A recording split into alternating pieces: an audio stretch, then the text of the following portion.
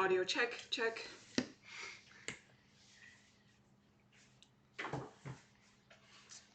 All right. Do we have audio? Yeah, we should. Okay. My stream's catching up. Actually, wait. Let me see if I can hear myself. Yep. Yeah. Cool. All right, man. All right. Can I post this right away or no? Yeah. Sure. So no one's online right now, so I guess we can just go for it. But maybe. Yeah. Let's do So it. I guess just so that we're both on the same page, Yeah. we're continuing from yesterday. Yeah.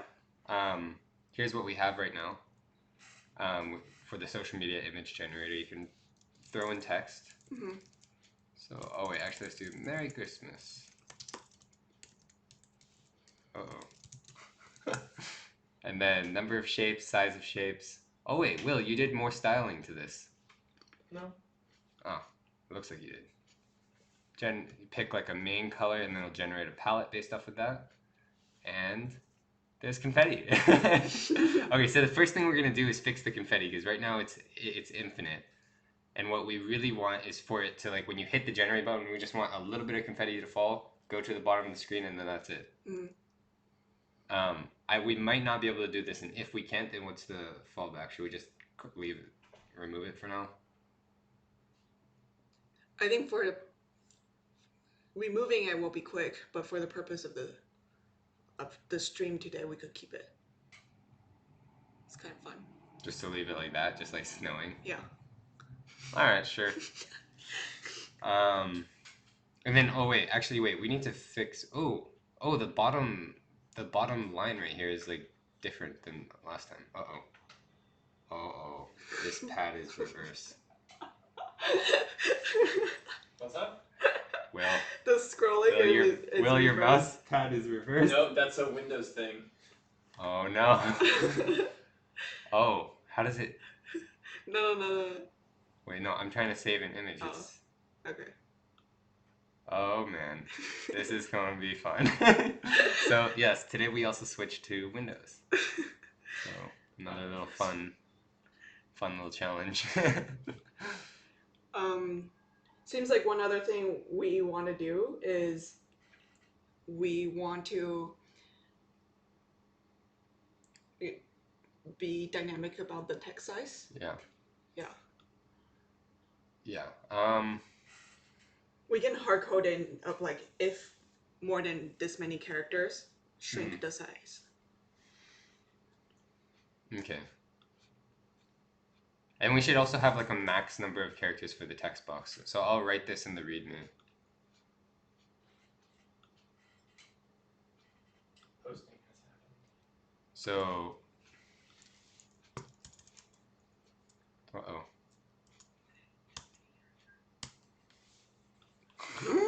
Do we not have a keyboard?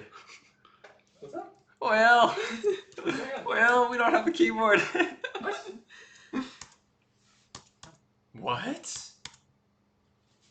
No, wait, because this was working a second ago, so I'm confident that we can get this back. I have a solution, but no one's gonna like it. Bluetooth? What? Oh yes, the clicky click. Oh man, that is. I'm sorry, Matt. This is my backup keyboard. Oh man, so we're pulling out the typewriter. Really, this is crazy. How come this is not typing? Maybe it's just not doing anything. Oh no, it works. It works. It works. Oh, I see. Go back to glitch. You sure? Yeah. For the README file, you need to click Markdown first, and then it's editable. It's editable. Yeah. I did. Oh, you did? I'll click again. Now you should be able to edit it. Yeah, I was here. Did you give me? Oh wait. Oh, remix to edit. Remix to edit. You didn't give me edit support. Oh damn. That's why. Okay. Working on it. All right. Keyboard works. Just kidding.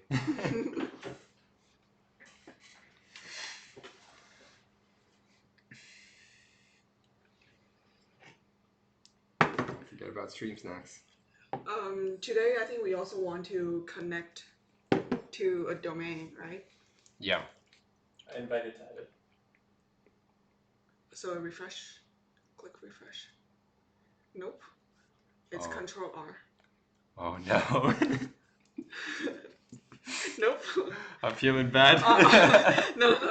Option R. Click again. Click on the screen. Yeah. It's not. Oh no. Control R. No. Windows and just everything. Control R. Like, No, the Mac keyboard Control R the control doesn't map to the Windows control, so it could be Option or it could be Shift. Oh god. Our Should development process just got way worse. should be Control Alt or Command. Control Alt. The project member. This is you. So you're a project member. You're Does good. that mean I can type? I just added it to Tiny Factories, so everyone here should have added Okay. To do. Okay. So to do for These are already to do. These are also to do. Sorry, CSS is to do. Right. So some stuff is like unrelated. So it's a we can have JS. ship project. Yeah. So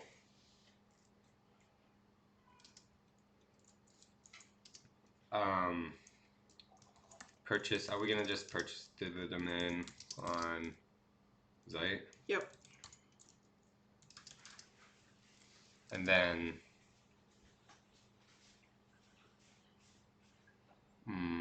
we need to, I guess, connect domain to glitch. Yep. And then we were also gonna, like, unrelated, we were gonna add a Google Analytics. And / the ads. And the block can just go right below generate, because if we have this massive open space right here. yeah. Okay. And maybe add a little footer, describe who we are, link back to who we are. So I'll add it to, wait, add frameworks and packages. So on the back end. Wait, so the CSS stuff is to do the front end. Okay. So then front end. Front end, we want to add a footer.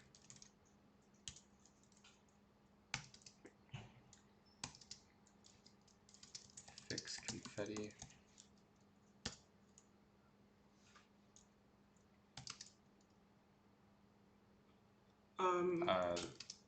Text box max characters. We have that. Oh, we do? We capped it at 25, but right now, if you have more than, I think, 10 characters, it goes, because the font size is fixed. So dynamic Font size. Okay.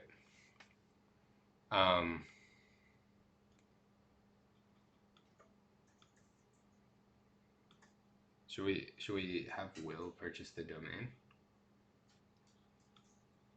Yeah. Once we figure it out, so we can just start talking about it. It's open, so you can buy it in the logged company card if you want. And Zeit is logged in. In the upper left corner, left-hand panel, top tab. And Figma is logged in. Okay. Figma's not logged in. Shit. Okay. Figma Let's do. It's my Figma. Oh, okay. Let's start with the text box.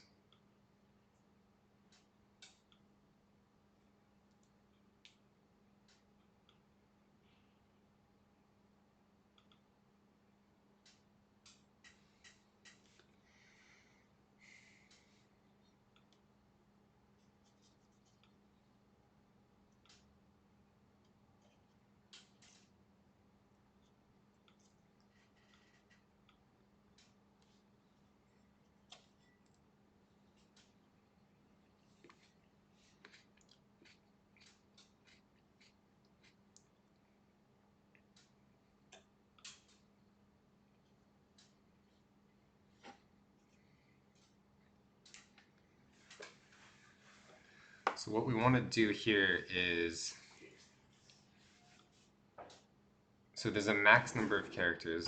What is that right now? On the text box, there's a max number of characters of 25. Mm-hmm.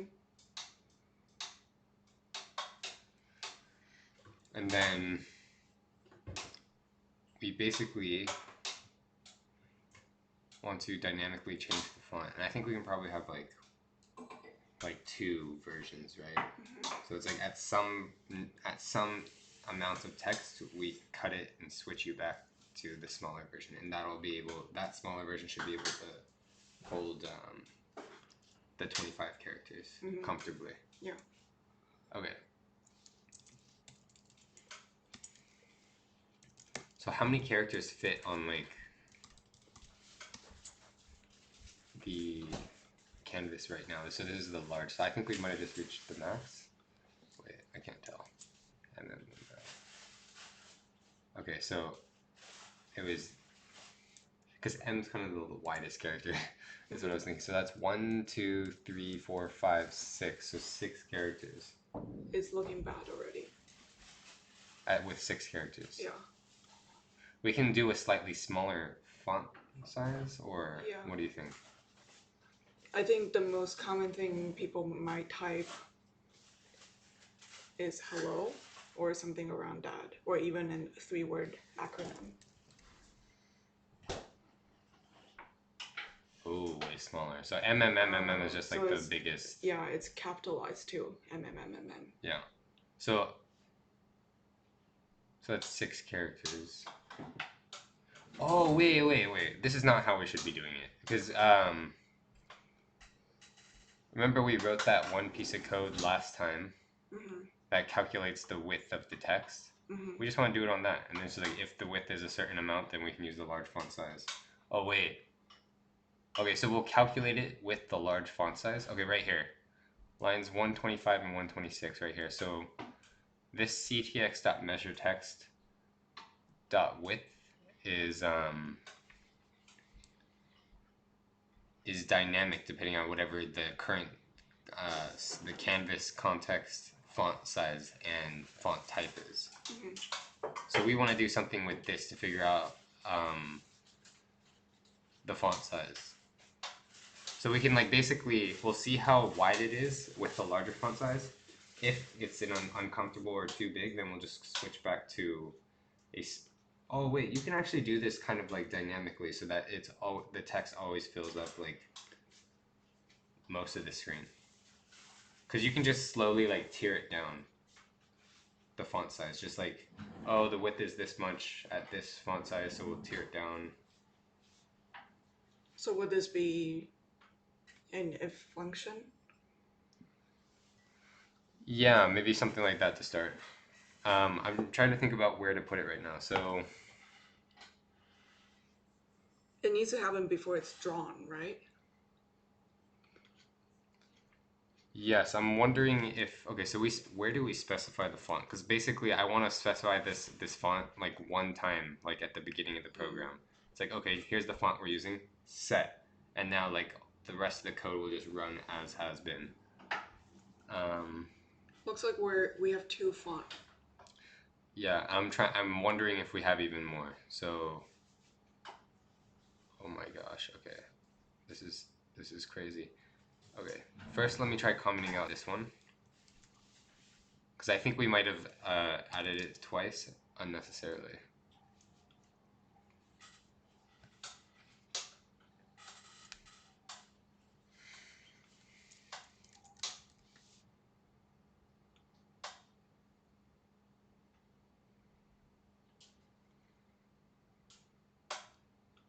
If we comment out the other one.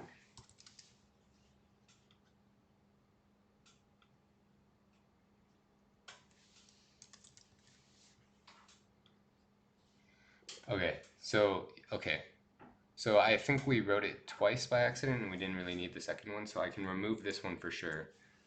And then this one right here we need. So you can see the font size right now is like non-existent. Uh-oh, I don't even know how to cut. Uh, Control X. It will be shift. Is it shift? Control X is what it says. Oh. Okay, I'm not quite sure, but anyways. That control is the Mac control. It doesn't map to the Windows control. Oh, that's what you mean. Okay, I get it. Yeah. And we just had a Good new command. comment from Yu Yao. Hello. Hey. Do you want to give an update while I'm kind of like writing? Or like a overview? Yeah. So what we're doing right now is that we are currently building a social media image generator. What you can do is you can enter any text you want, such as Merry Christmas or Happy Thanksgiving or thank you, and select the color you'd like. Also the number of shapes, the shape you want. You can pick between square, triangle, and circle so So far. here's like some of the various options, and you can change like the shape of these like triangles. Mhm. So we can have smaller triangles. There's smaller triangles. This kind of looks like glass. A little, yeah. And then also you kind of have like, and we're gonna work on this because I don't think it's that intuitive yet, but like you pick this color and like we are using a JavaScript library that kind of creates a palette based off of that color. Mhm. So like this light green, let's see what it generates. It generates like this. So I don't think it's that intuitive. It generates a palette, but the color that we're showing here doesn't really map well.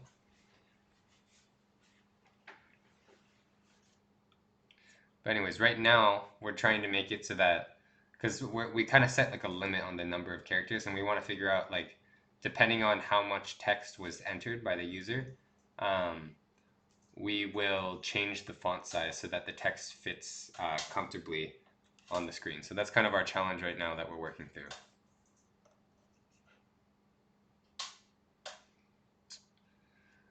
So the first thing I did was just confirm that, so what I want to do is like, we have this media canvas function that basically takes a new canvas context that we've generated on line 186 and does all these manipulations on it so that we can render the text and render the background. And right when we create that context, I want to set the font that we're going to use for the text and for the entire project. So how we're gonna figure out what font size makes sense is we're gonna grab the text and measure how long it is, and then I think we can just tier it. So depending on how long it is, we'll slowly like throttle the font size down as necessary. Let's see. I need a piece of code that we wrote in here. This right here. So the measure text. So this will give us the width of the text right here. So it's a built-in function to HTML canvas that allows you to measure text. So I'll paste it in here and kind of like maybe go over it. Oh, okay. All right. What did you press? I just pressed Command V as if I was on a Mac.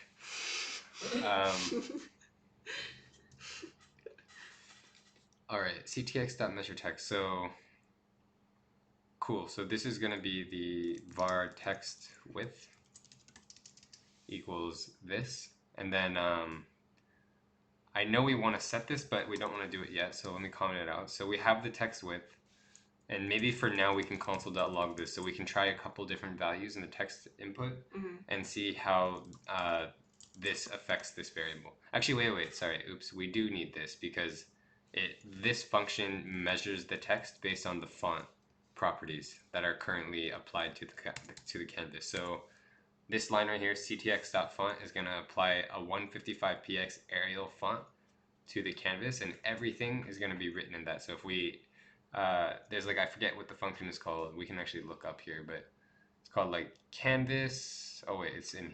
Oh, sorry. So canvas.fill text, and this function will reference whatever the font properties are right now. So it will fill whatever the text input value, which is just this input box right here. It will fill it. It'll create text on the canvas of size 155px Arial right now. So right now we're going to console.log this, and this should tell us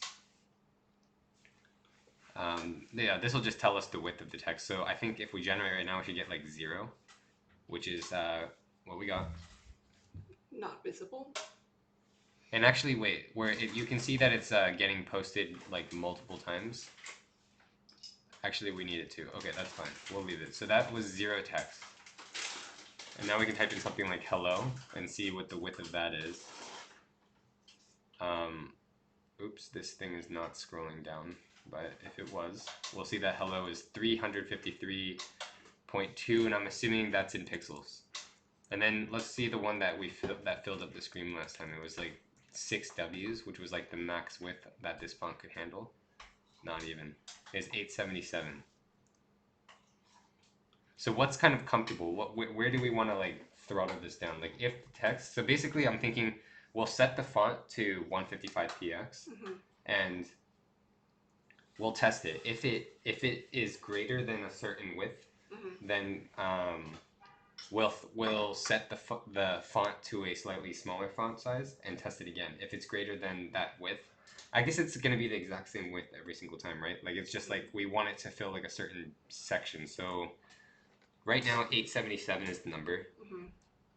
Let's see with an L. So I'm just trying to figure out the right number that we want to be checking for. Like that's still too much text, right? It feels too squished. So let's try going a little bit smaller. So I'll replace another W with an L. Kind of a hacky way to find out the number that we need, but it might be okay. How about this?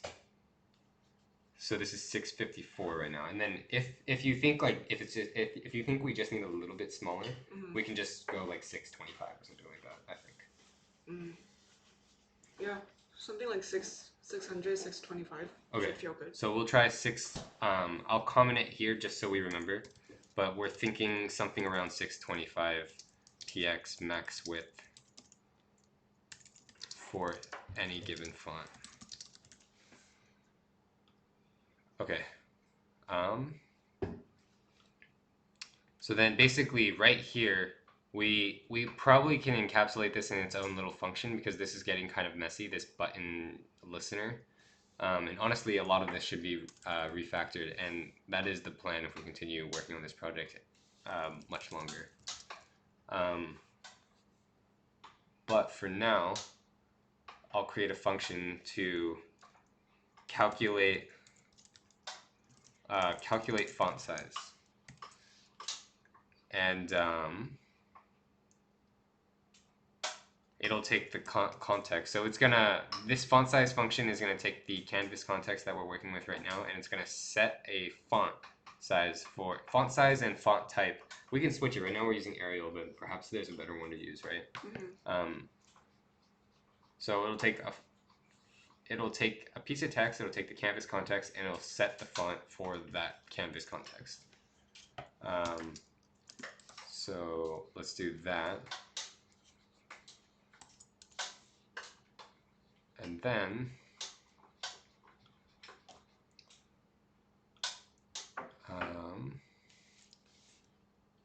we're gonna basically want to do something like this. So this is like the largest font that we'll probably be using.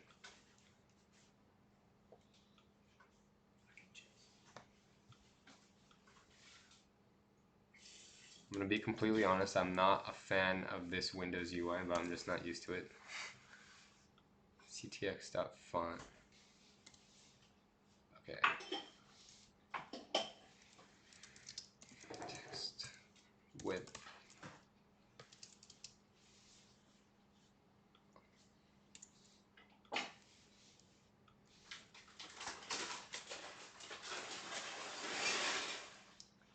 Okay, so my thought for this function is we'll immediately set the canvas context to 155 Arial, and we'll check the width for that size. And then the next thing we want to do is basically, Thanks. I think we can use, we could do a while loop, like while the width is not below a certain amount, we'll decrease the font size until it is. While loops are a little bit dangerous to use because if it doesn't have a succinct like end, it could just run forever and crash your computer. But I think in this case, it might be okay to use. And we'll test it, and if it doesn't work out, then we'll do something else. Well, What is it called? Stream snacks? There's another word for it, right? stream snacks. Watang? So we're having pita Gatang? chips. I thought there was another word for it. What is it? Xiaochi? Are we going Mandarin here? Definitely not remembering right now. Okay, so let's see. So while text width. So this is kind of the loop. I just want to, while the text width is greater than, so this is where we specify the number, like what, 625 we think maybe? We can try that. Mm-hmm. So while the text width is greater than 625, actually I want to variabilize the font size. So var font size equals, so we'll start at 155, and then when we set the font, I actually want to concatenate this dynamic number. Font size. What's concatenate mean? Concatenate is the, at least in relationship to strings, is kind of like combining two bits of strings together. So in this case, we're concatenating this variable font size, which is at the outset 155, and we're adding it to px Arial. So it's gonna like join them, and you'll have 155 px Arial, the string. So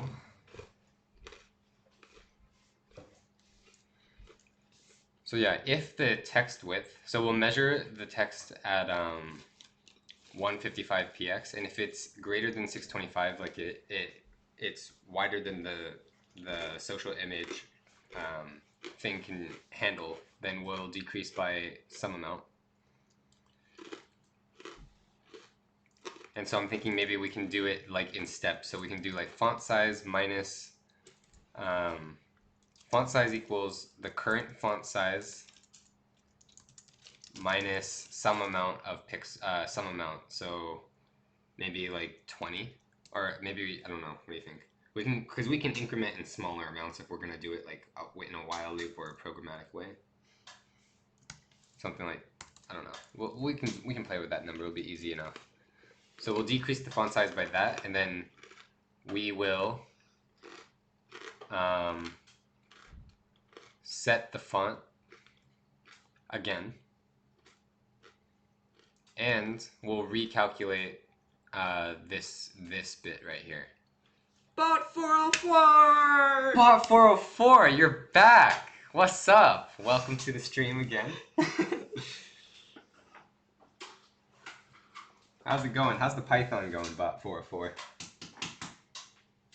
Have you had a chance to do any more? New face. Yes. Wait. Yesterday we were streaming and our friend Will was with us. So Will and Matt here yesterday were working on the interface for this project, and I'm back here today. Yeah. I can't, so yeah, Bot404, you were watching on the first day that we started this project, so I can't remember how far we got that day, but we definitely didn't have this pretty column. Yeah, so here. We streamed another day, and we kind of did like the whole like CSS and UI stuff for this project, so that's where we are now. If you have any other questions, you're doing a business plan project. Ooh, 10, oh man. Hashtag university life, huh? It's tough, it's tough. I feel it, I feel it. hang in there, Bot404. What's the business plan about? How detailed do you need to be for this project?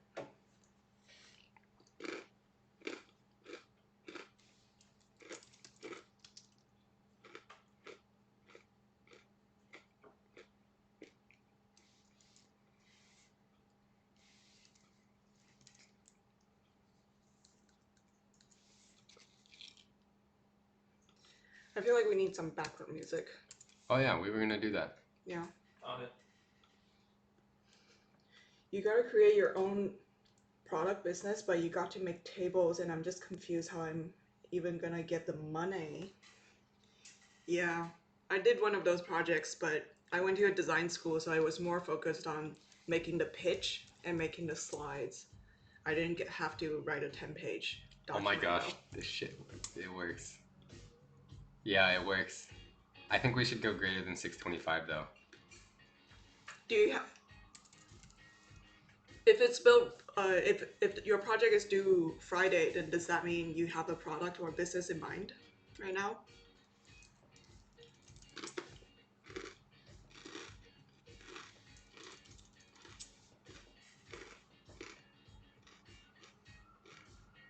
Ooh, so we got dynamic text.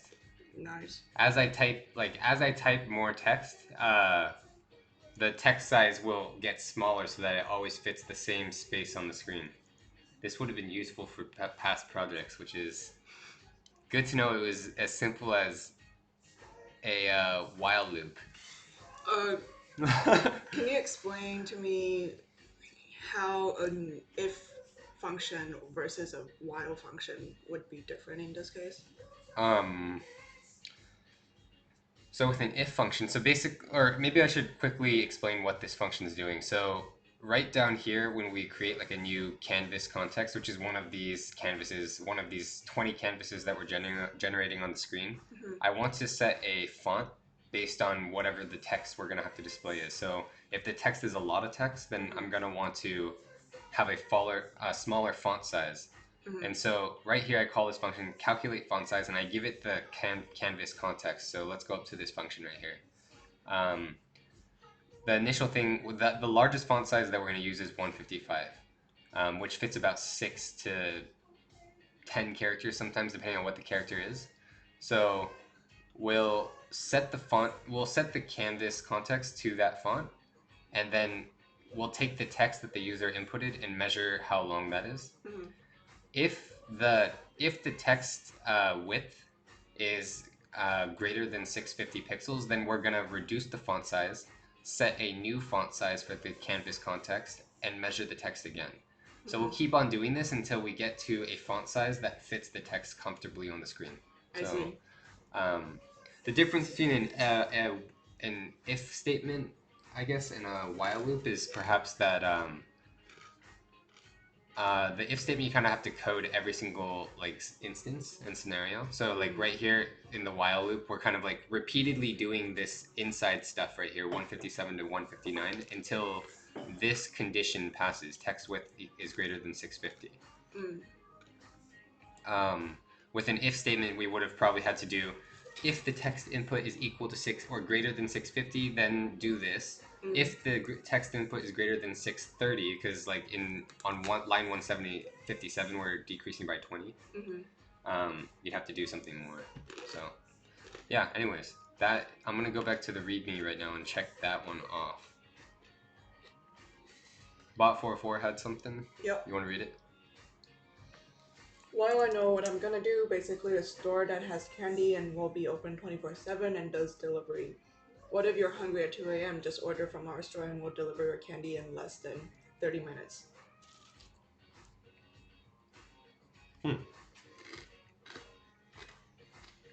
What? So this is a business plan. Okay. I'm confused on how to even get the money. Is it like get the money in the,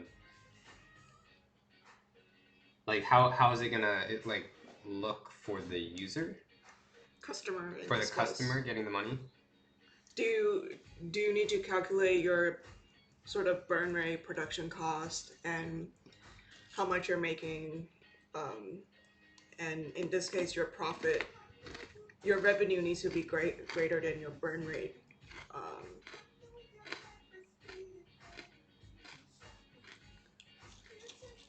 And so You gotta make tables. You gotta make Excel and stuff. I think so. I guess so.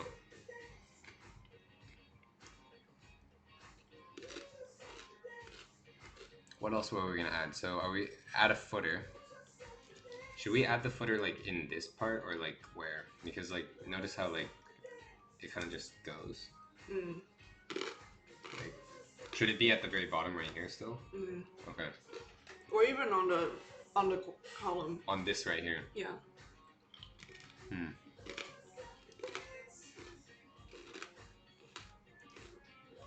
I'm not sure what's gonna look better.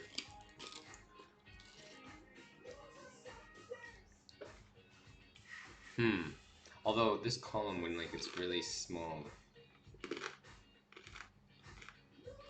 I'm not sure.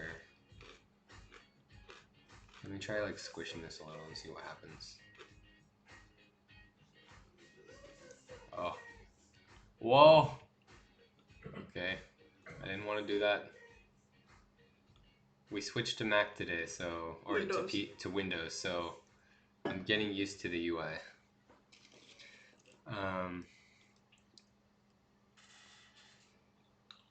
Okay, should we cash flow analysis, balance sheet, income statement? Oh, I see.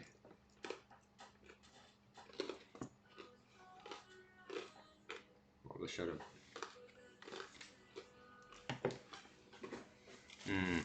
So all the Excel stuff, I guess. Looking at my Slack groups, I was thinking maybe make a kitchen for dad. Yeah. So, and then Okay, whatever works for you. Yeah, for sure.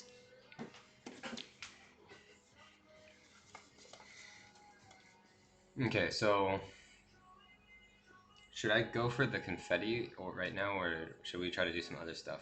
Oh, wait, CSS add confetti to the button. We've added it, but we need to fix the confetti now.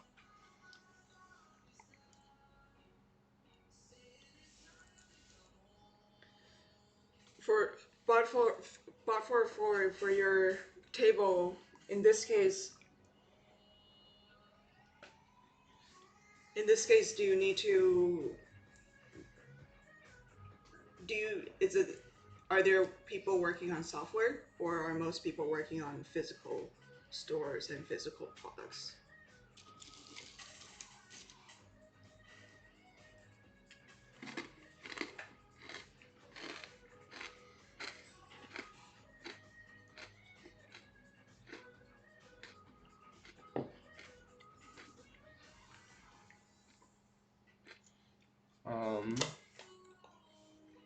Uh-oh.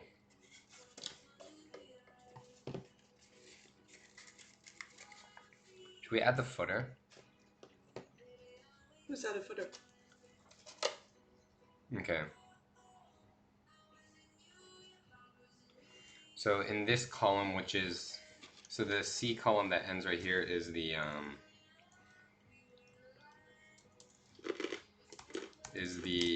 little sidebar. So I'm gonna add more to the sidebar right now. Let's see if I put some text here, we should see it appear in the sidebar right here. I think I need to just reload this.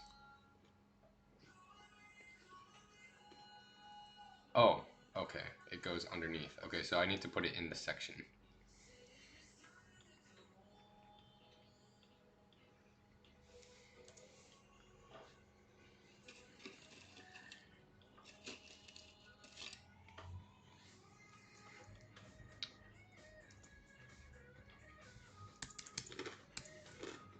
Okay. Okay, cool. So the text is right there. Now at some point we're probably gonna add something in between, right? Like the Google Google Ad. Google Ad. So I'll put that right here.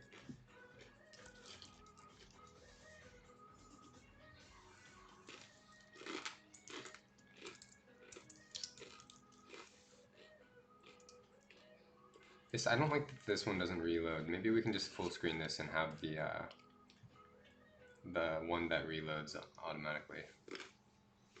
I'm gonna close this. And then, there we go. But for let us know if we can help with bouncing any ideas off. We don't know a huge load about business, but sometimes it might be helpful if you just have someone to like bounce ideas off of. Okay. Footer. Can we copy it from something else? Can I type in like arena to slides or something? Yeah. Will it come up on Google? Hey, first one. Hey! This is an old project that we made, but we need this. It could be cool to show this one briefly. Yeah, so Arena is a kind of tool for collecting like documents, links, images, and stuff like that. So you can collect all sorts of things, but you can create these like Arena, like I don't know, the equivalent of like a Pinterest board. And then we made a tool so that you can like, for example, let's copy this one called Creative Studios.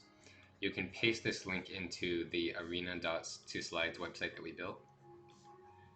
And then if you click create slides, it'll basically, oh, will it?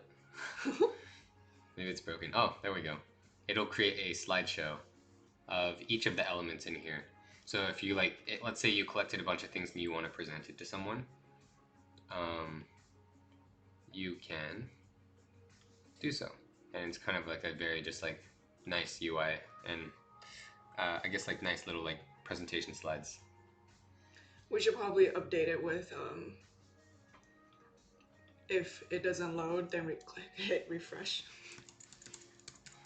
Yeah, but for now I just needed that footer part that we used there. No! Okay.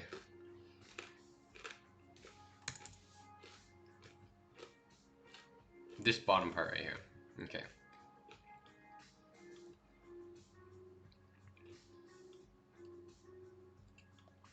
So we'll copy,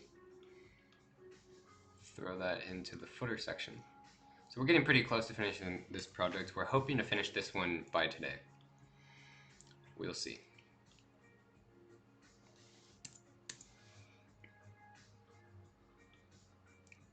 We need a better name. Name is a little tool.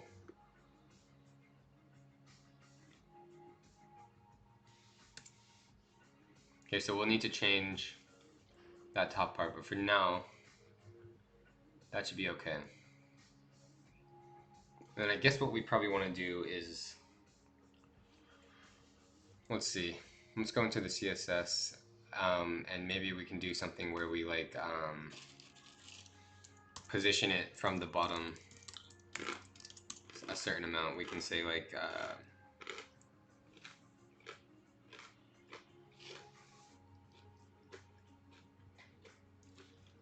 fix, let's see, I want to fix the content to the bottom of a div.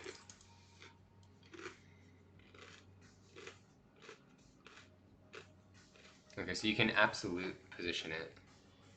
I'm wondering if there's anything else we can do. Relative position? Yeah.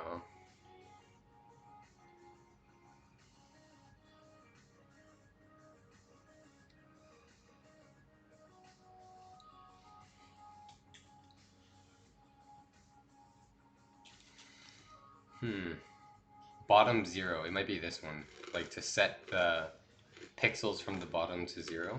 Let me try that.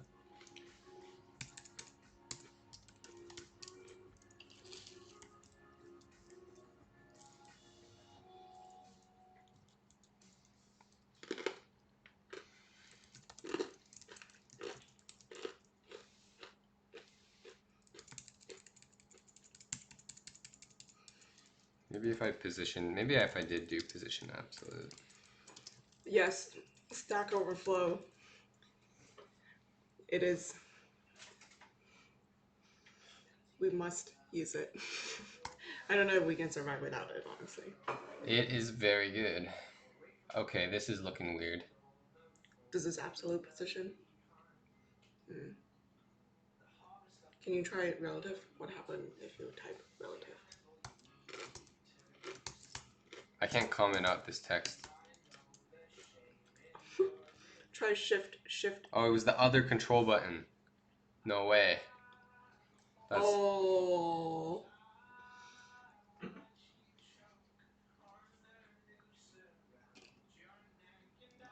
Huh. When we added position absolute, it like look what it does. It makes it fill up the whole screen. Relative? Position relative.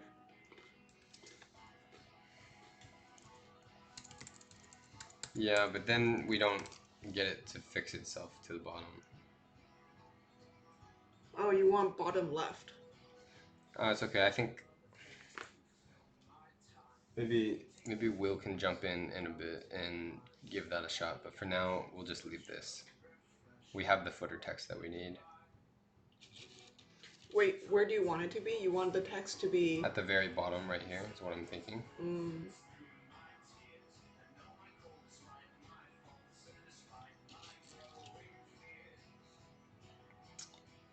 Let's look at the README and see what else we wanted to do today. I've added the footer, and we need to style the footer a little bit. So I'll add that to the CSS. Style the footer.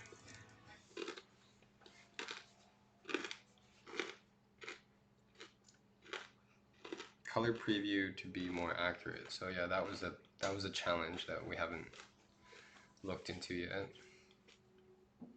Change text button to regenerate after first click. Oh, so that was like if you click this generate button, then any other previous, it'll change the text here forever to regenerate. Because I don't know, it's a small little subtlety, but it might be good to add.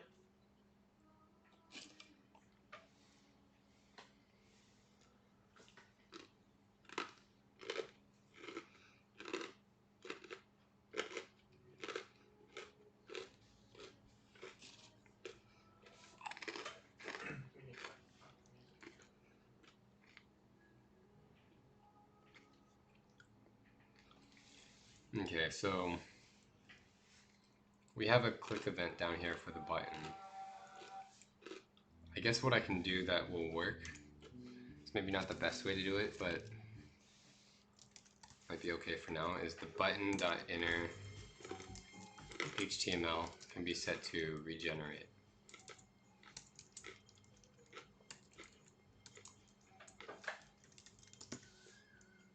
So let's try this. If we click generate, it says regenerate, but like it's just setting it every single time we click over and over.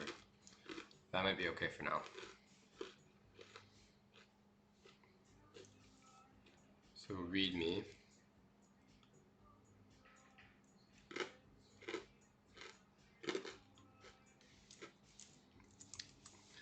We're just plowing through these tasks right now. Style the footer. Mobile fix to the input box ratio. That would be a... Let's see, so that's if you like crush this, I think. What? Well, that looks okay to me. Except you don't get to see any of the generated. Yeah, because then you have to click here and scroll down. It's weird how this takes up the whole space though. I think it's because it's a... Huh. I wonder why this takes up the whole space. Uh-oh.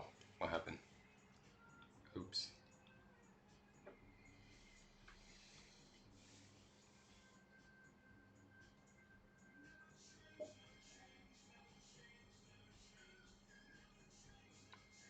Okay. Let's see. This is the last like JS-y thing that we could maybe do that'll be kind of a significant change by like showing something more useful here than this color. What do we want to show? It might be, I don't know. Maybe we can just show a number. And then, or a bunch of these squares giving a sampling of the palette that they're about to use. That could be good. So here's the thing. The only way that I can get a sampling of the palette is if I make an API call every single... So as we're shifting, right? So it would make the most sense if it's like when I let go.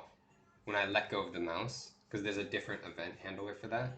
Whatever has been left here is what we'll go and make the call for get the color palette and then generate a few of these squares. Is it too heavy to have? Yeah, it's too heavy. It's gonna be like because there's 360 values. So as we're moving, it's gonna make like one time across this thing, it's gonna make 360 calls to the Node.js server. So Yeah.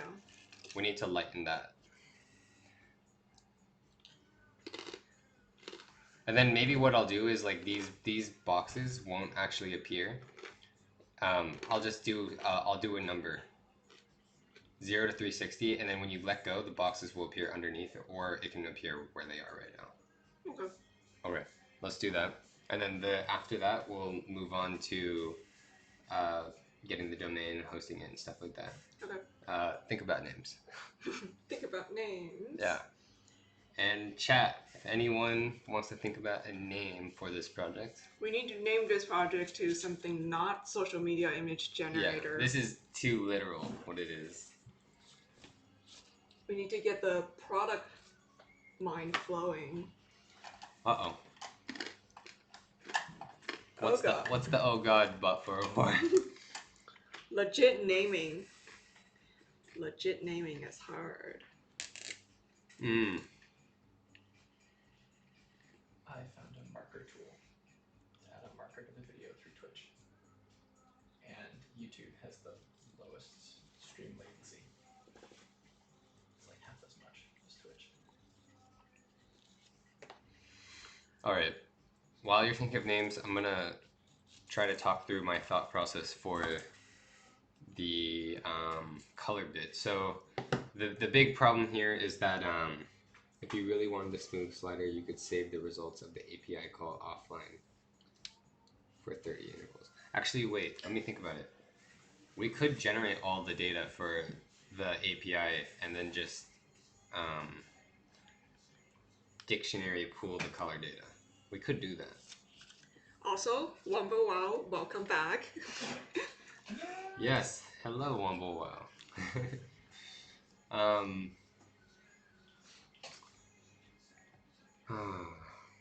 Things we could do. Hello. That's a good suggestion, Wombo Wow. Should we do that? What do you think? Just dropping tips on us. I know.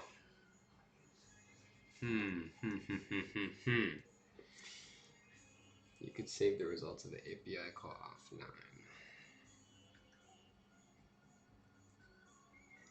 Yeah, so there's 360 various hue values that you could have. Lurking for 5 hours just to drop that nugget. Oh gosh.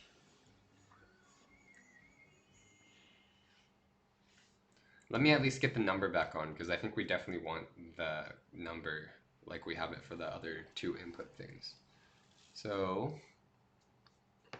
how do we do that? We do it right here, it looks like. We just want this piece back. Oh no. Oh no. What's happening? Windows. We really need to look into how to remap the keyboard so that it becomes more like Mac. Otherwise, you all might just see us tripping with the Windows key. Size value must be unique. Okay, so we want p color value. So, no. I already used that. Color value num. Okay, so let me write the same code that I used for the other two, where you basically just get the value of the input range slider and throw it into the paragraph tag here. Wombo Wow says, also if you want to be fancy, you could generate a single image which is 360 pixel by 8 pixel for an 8 color palette of all 360 hues. Oh, fancy schmancy.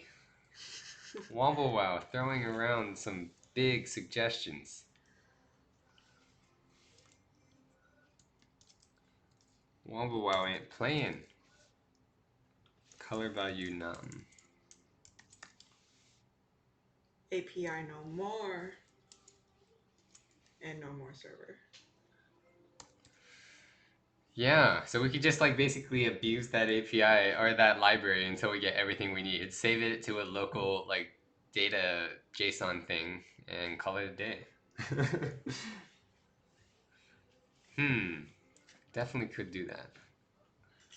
I'll first set this up and then we'll figure out what we want to do to visualize the colors.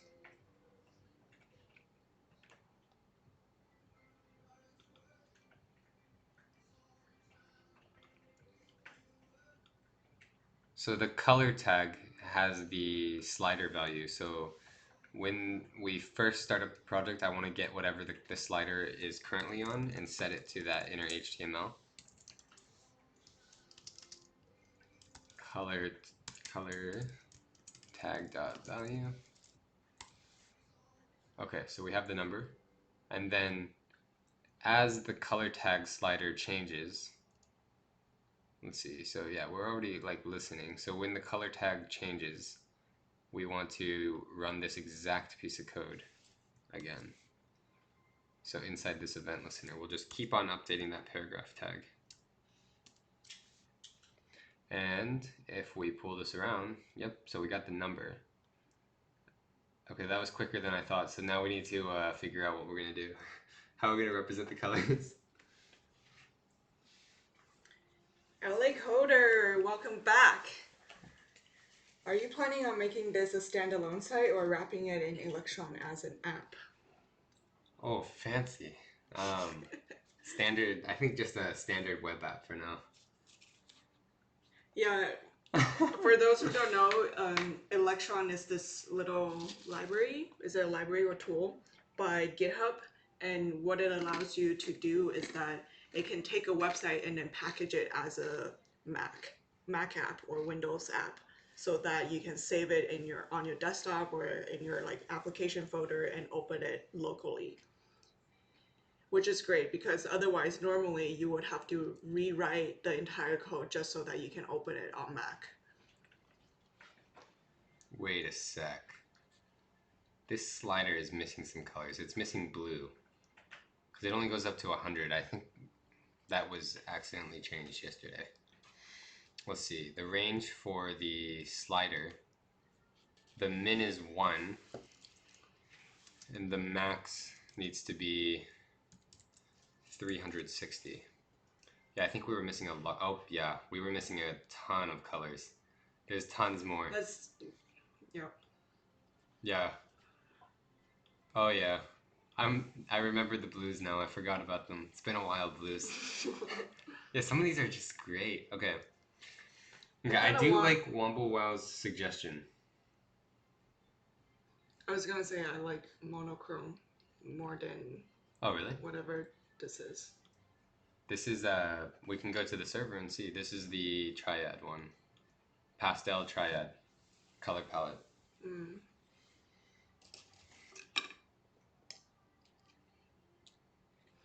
I'm trying to think from an interface point of view, is it possible to surface both triad and monochrome, but in a way that doesn't use those two words? In a way that use some words like contrasting color versus same color, or high contrast, low contrast, maybe? For colors. Maybe we can have a toggle button for picking between triad and monochrome. Mm-hmm. And on one side it's just high contrast, on the other side it's low contrast. Low contrast as in monochrome, which is oh okay. Yeah. So then okay. Mm-hmm. So we add like another drop down and then pass that information to this API call right here. Womblewow says in the color space, the slider would be the going through the columns of your image, and each row would be a different element of the palette.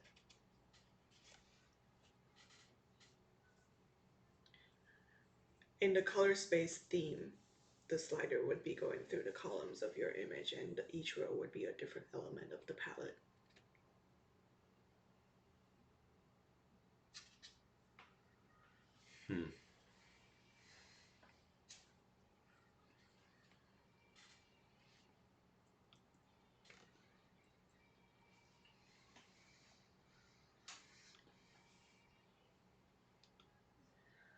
trying to think of names. These ones always look so bad. Oh wait, I forgot we could change the distance too. This is how you would store 360 palettes in a single image, which is 360 pixel wide. I changed the distance. Now it's just two-tone. That's better. Yeah.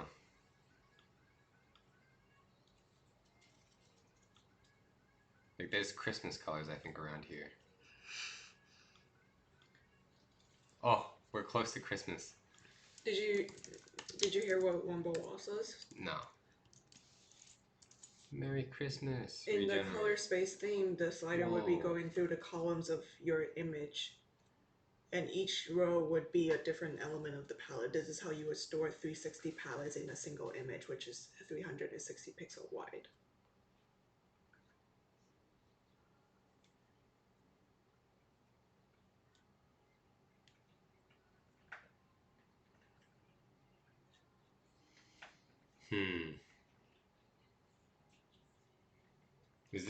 This sounds like a technique they use in like CG.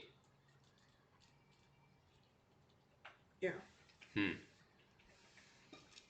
I like how yes, we've been referencing Adobe Color Picker to look at some of the colors we want. Yeah, it like the technique you're describing sounds super smooth. Like I want to do it, but that's like it feels like a separate project almost. Also, I'm not sure why the text got all messed up because it was working a second ago. It looks like both the text and the background, the square got messed up. Because the square isn't changing anymore. That black box. I'm curious because I feel like we didn't change anything. It's so elegant. I want to do it. There's a part of me that wants to do it, but it's going to take too long.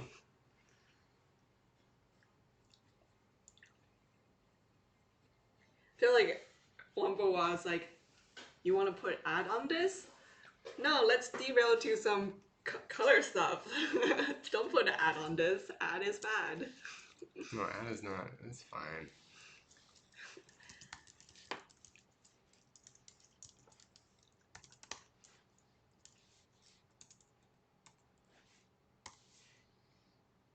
Why is this getting so messed up? I'm very confused. Okay, he's saying we could do. They're saying we could do this in 20 minutes. Wombo was saying we could do this in 20 minutes. Wombo, wow. You're really throwing us for a loop here.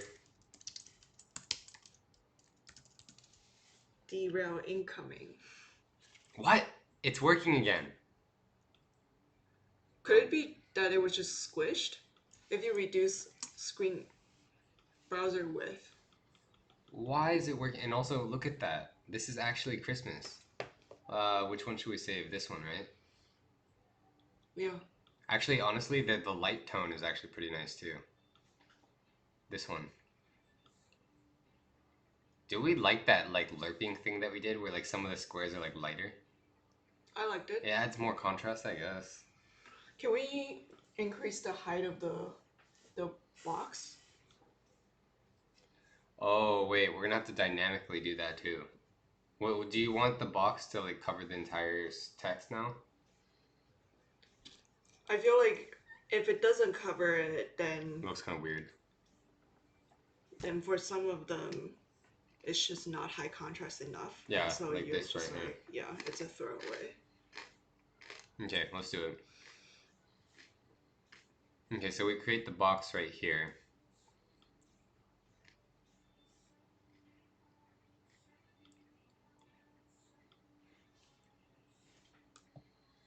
Oh no. We have to do that hacky thing where like we figure out the text height. Yeah. So fun fact, in HTML5 Canvas, it can help you measure the width of your text, Which we're doing on the line that's currently selected. but it doesn't have syntax that help you measure the height of your text.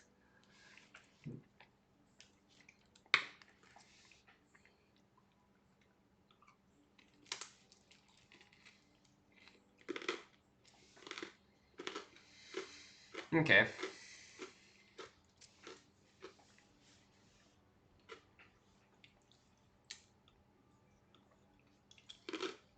Yeah, because right now we're just like manually creating a box of that height.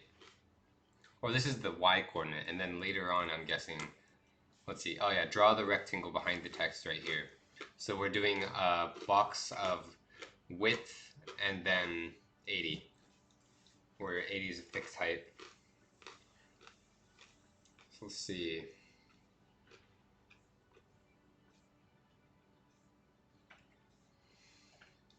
Trying to figure out how to do the height. Maybe we can Google around. So HTML canvas get height of text.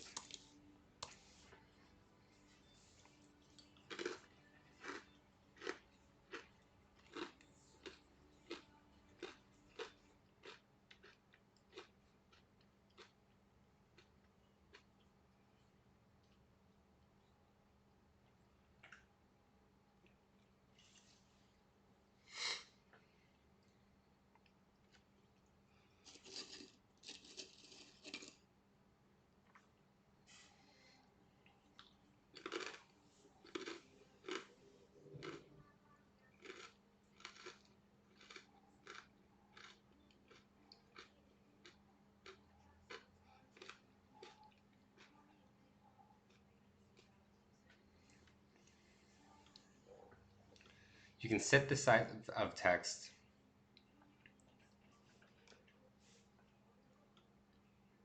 Get pixel data.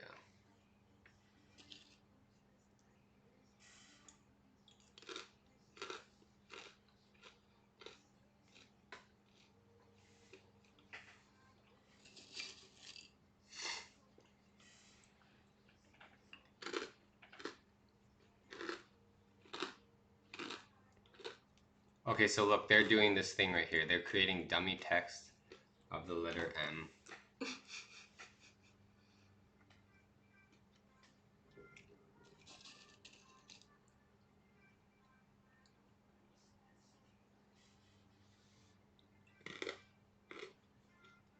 Wait, do they get the width of this dummy text or what?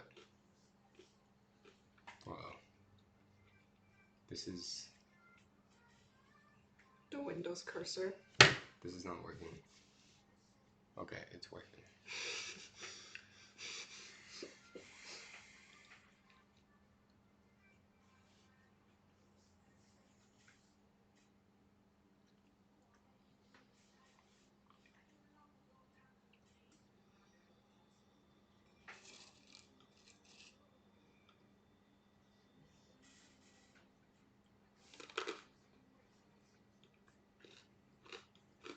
What's this?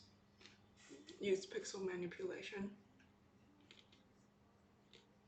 This with the black box. This one looks really hacky.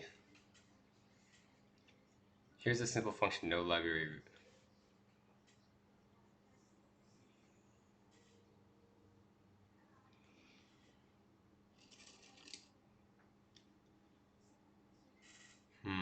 All of these are very hacky. They're like massive functions.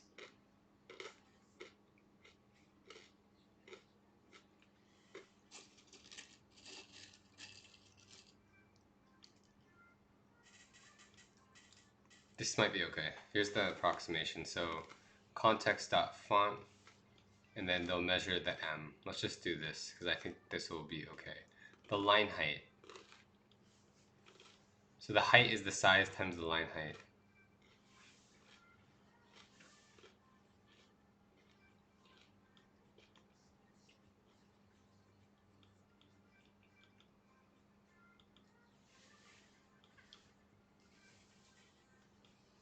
Oh, of EM monospace though. Monospace text.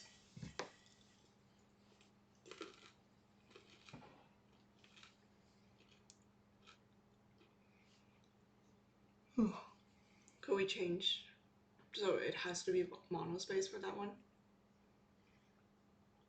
Yeah.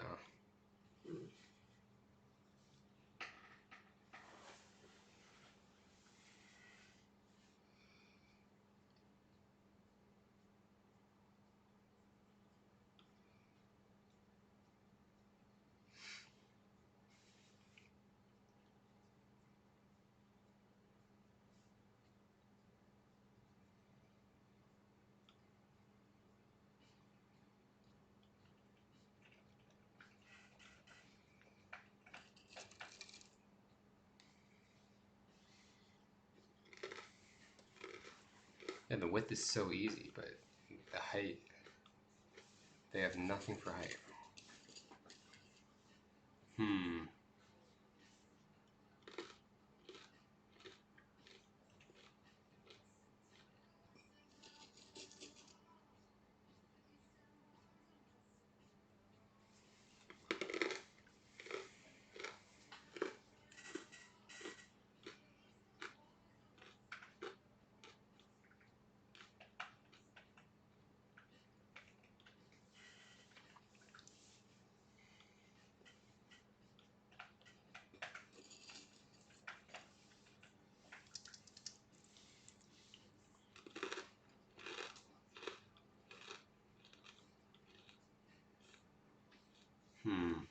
So both hard-coded parts are the 30 and the 80, and both of those need to change.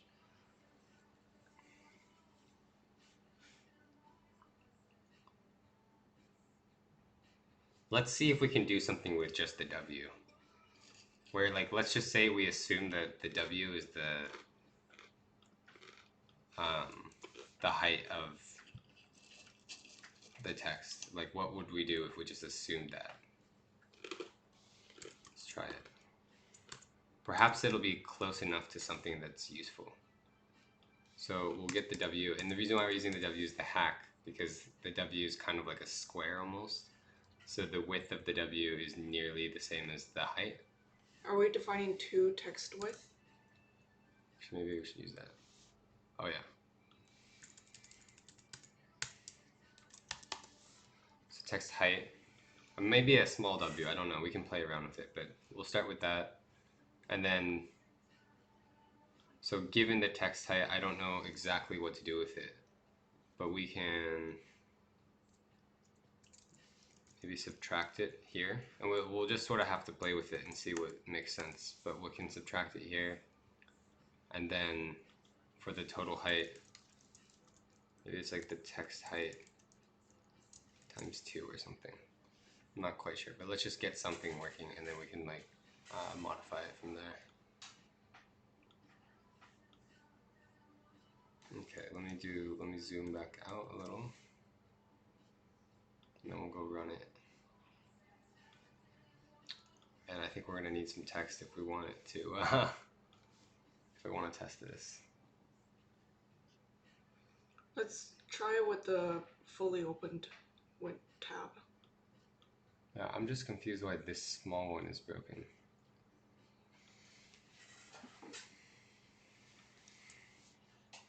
It just knows we want to put Merry Christmas now. Okay. So we just put some stuff in randomly, so this is okay. Mm-hmm. And let's see what it does for like smaller amount of text. Like this. Okay, so okay. Seems. Ooh, why is the www so high now?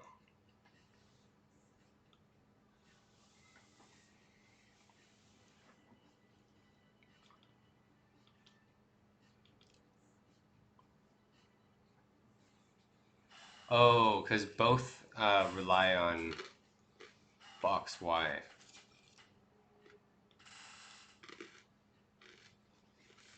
Okay, so we don't want to mess with that. Let's see what we get right now.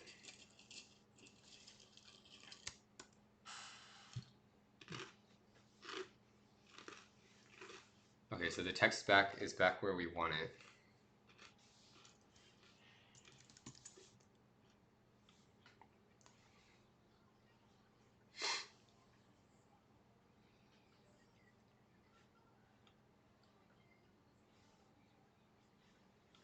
And then for the rectangle, we're doing text height times 2.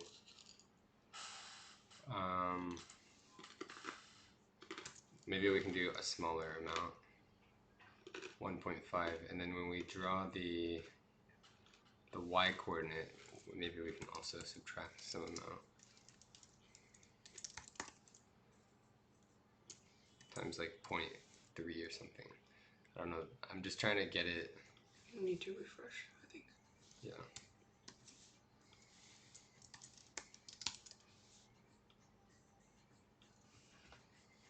Oh wow, that was pretty close.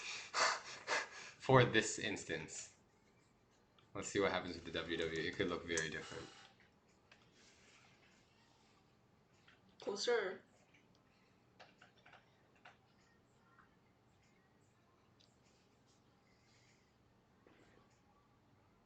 Hmm.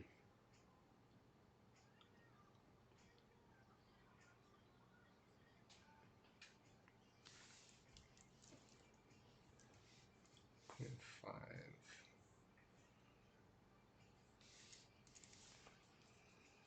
So I'm like subtracting a certain amount so the y position for the box goes a little higher when creating the rectangle behind.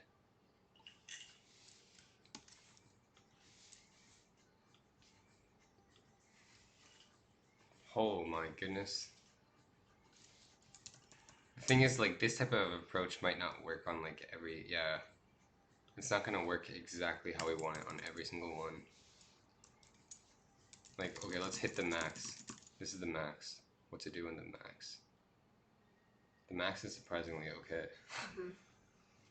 What if it's just one character? 2 characters.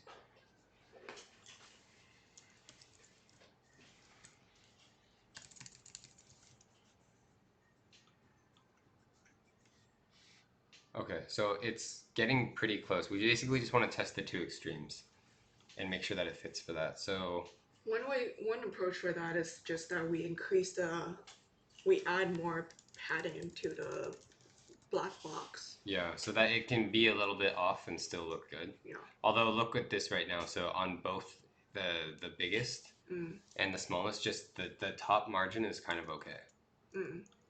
Bottom is kind of narrow. Oh. And we'll try small. Okay, so the top margin is okay. We can up that a little bit, which would be just increasing this by some amount.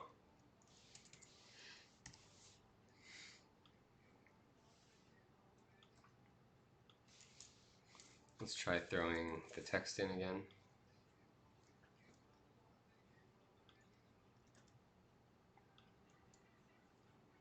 Oh wow, look at this. That looks fine.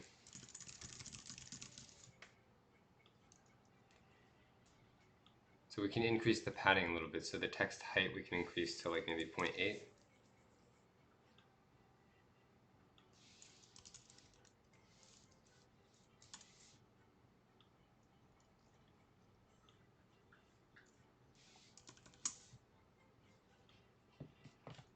Oh, the WW. This was, so the rectangle takes an X position, a Y position, a width, and a height for the text.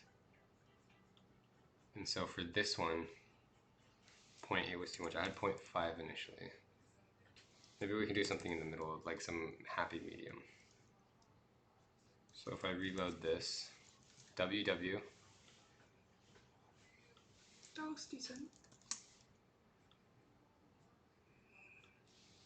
Less decent.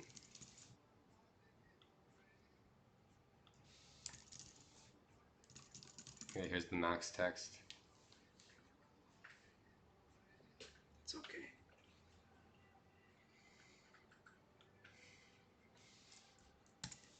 Maybe we can go higher.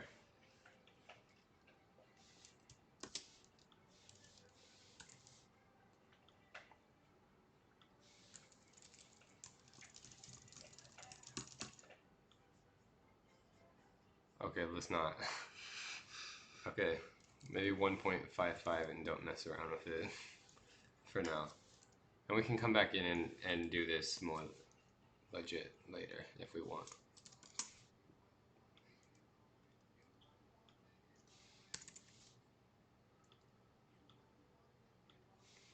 Okay, let's try like a legit message.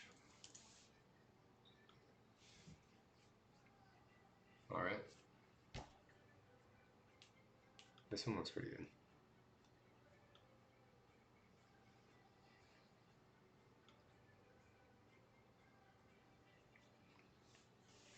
Alright, what do you think? For now, we'll leave it. Alright. So what was this challenge? Change color. What was this? Was this even one of these? No. Oh, we just had to do it. Yeah. Okay. Oh, the color preview was the thing we were gonna do. Okay. Wombo was saying this is a derail. This could be a derail. Yeah. Give me a sec. You wanna switch? Me? Yeah. We could also come back to that task too if we want. What are some of the other tasks? Setting up the Zeit and the Google Analytics and things like that.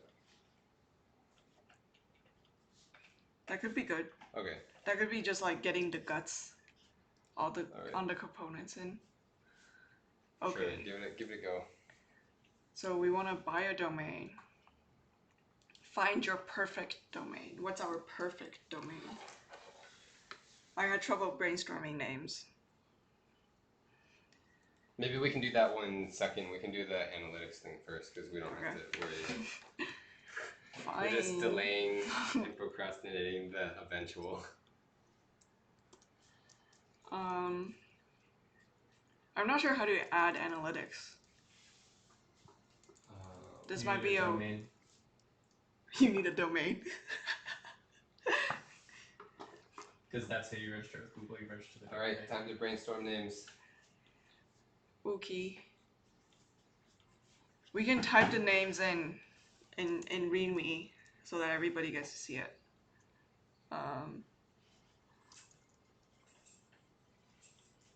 I think there's a site called blankslate.io. That's just a notepad. Yes, great.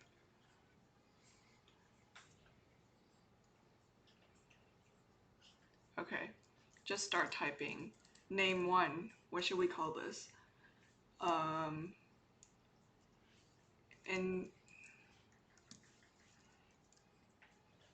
Media generator.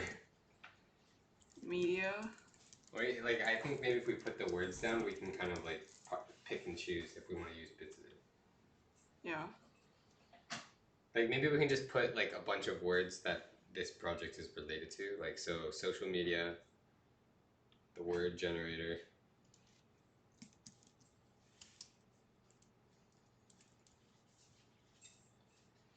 You could also buy like a blanket parent domain if there's going to be more media generator related projects, and then just have this be one of the things that's currently under that domain. That might be good. So like a Saves on domain that domain hosts. costs, too. Yeah, a domain that hosts multiple like generator things.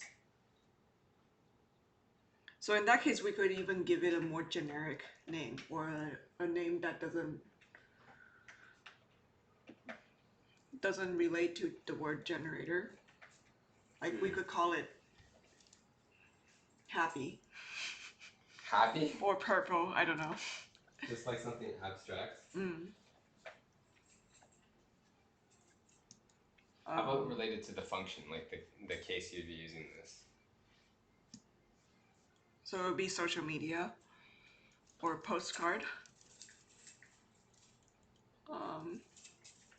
Simple. Automatic. I would like to if we avoid kind of putting the use case we think in the name so that there's a chance that people might use it in ways we never expected. Yeah.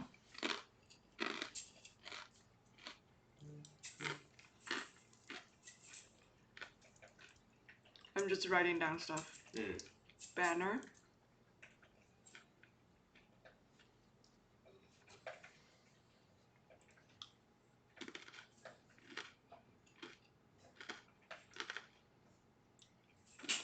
Because we're sort of like taking some text and like dressing it up and like putting it on a nice like background and stuff like that.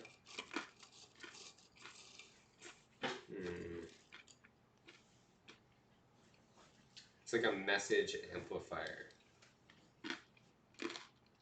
Something.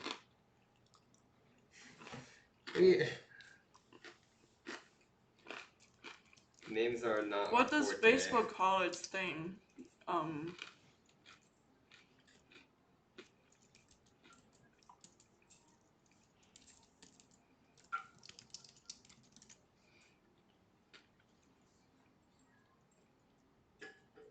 Postmaker.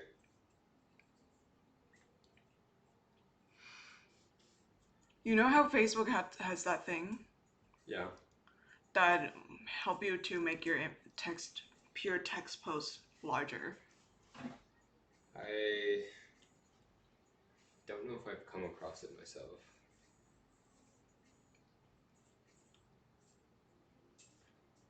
This one.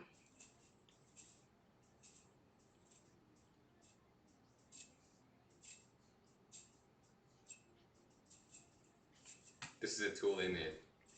Built-in Facebook. Hmm.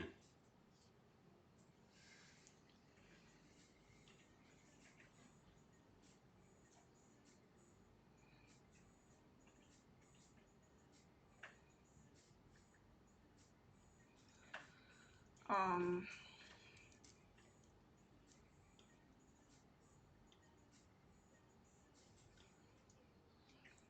you were saying Postmaker. Yeah. Social decorator. Hmm. It's like a text decorator, sort of. We're riffing on all the decorator names. Text to image. Oh, text to image might be good, and we could like expand the tool. Mm-hmm. Like this is just like a small use case. Text to image. I feel like we could. You know how the creative tools we were looking at, like Canva, or all of those things, they don't have they don't put the function of the tool in their name. Like Arena. Like Arena, or Oh, let's look at the creative tools. yeah. So this is a collection of creative tools that we've collected. The word creative tools is like loosely and broadly used. It could go from like helping you to generate photos for Instagram to like an AI music maker to a screenshot tool, and we've just been collecting them here. So this one's practical. It's called Instagram Line Break. We also have Vectory Spirit, Pixel Snap, Clean Shot, Itty Bitty, Archilect, Social Media Template,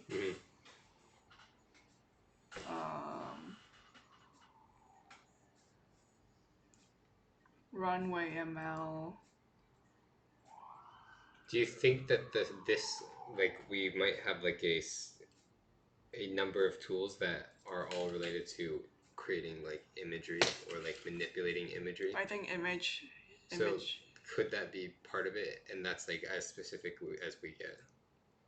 Could be.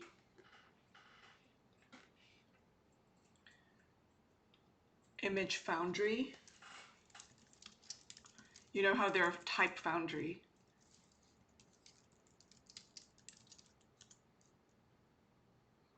A Type Foundry is a company that designs or distributes typeface. So an image foundry is a company that designs or distributes images. Okay. Well, the word foundry is one that I haven't heard before. So for those who haven't heard it, it could be a like smart naming thing. It might sound cool, yeah. What are other like how about that one that does all of the PDF tools or something like that? Small PDF. Small PDF. Yeah.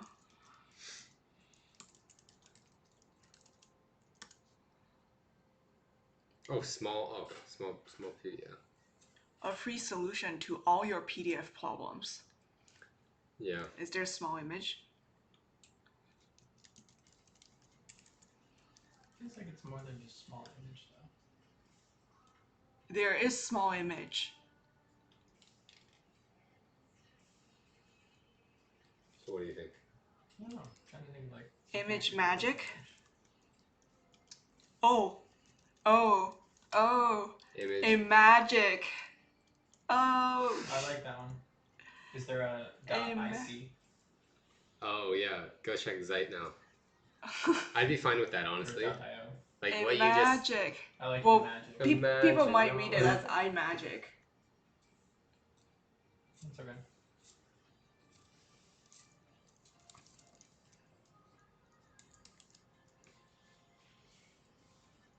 E-Magic.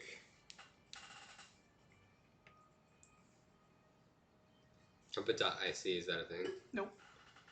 Wow.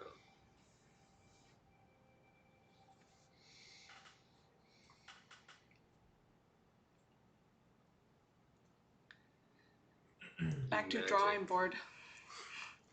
All right. No magic.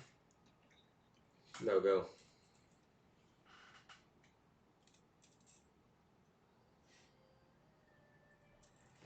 Can we do magic image, which is Magimix?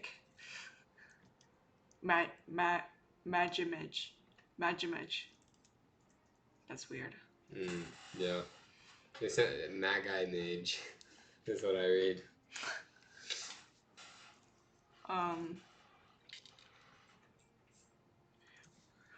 What are those Or we could go more general. Just like focusing on just tools. Pixel Foundry? What do you mean focusing on? Because maybe that's too broad of like a single website purpose.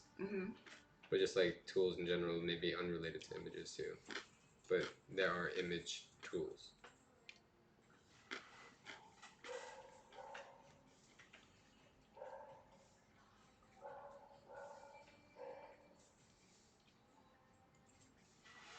So like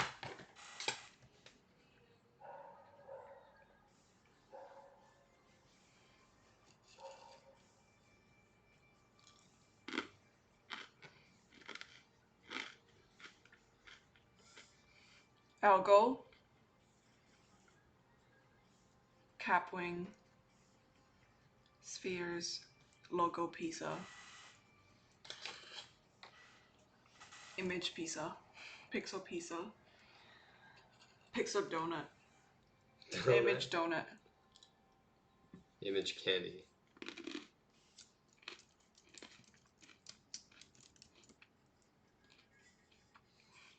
If we pick Image Candy, it might be influenced by Bot 404's business plan. Because we're talking about Oh my gosh. candy. It unconsciously resurfaced.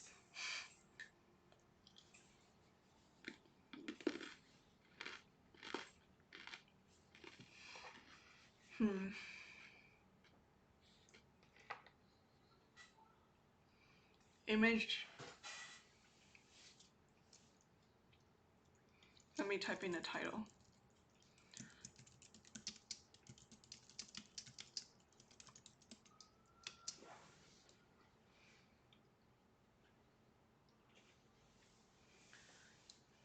Someone help us out. Sometimes you're just coming up with name is like you either have it or you don't. I think you had it with the Imagine Image thing.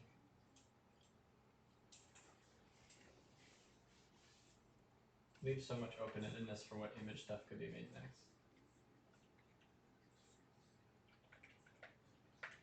Imagic? Imagic, sorry, that one. Imagine Sorry, my brain's trying to do like image. things at once.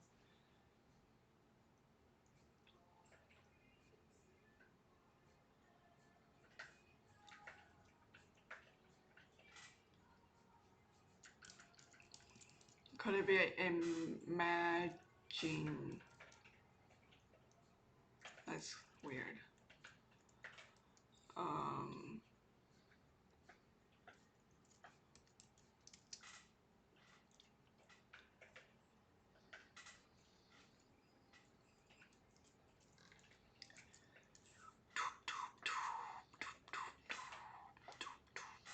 I kind of liked when we started going like the Foundry one and stuff like that. Foundry gives me the feeling of like what's that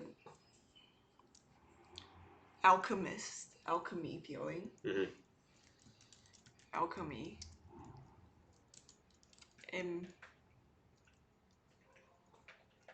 Imagine me.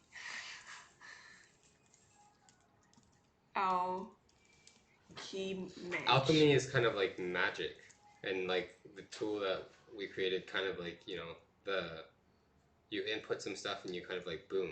It's kind of like light magic in a way. Mm-hmm.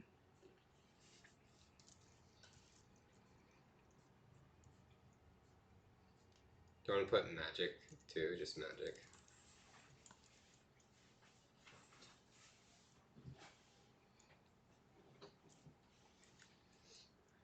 Do you think image alchemy exists?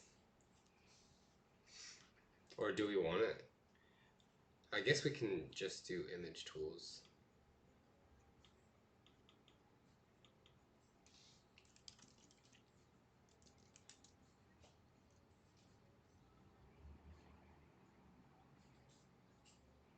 Some exist. Yeah. The alchemy one? Image Foundry. Oh yeah, that one too.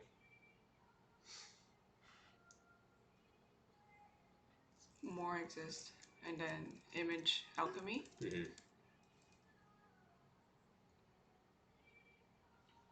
Foundry and alchemy. There's more. What's hacks? The hacks ones look so...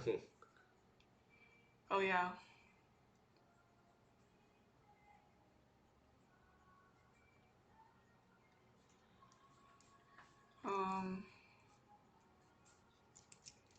Foundry image.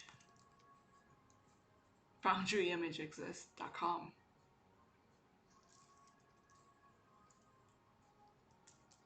Alchemy image.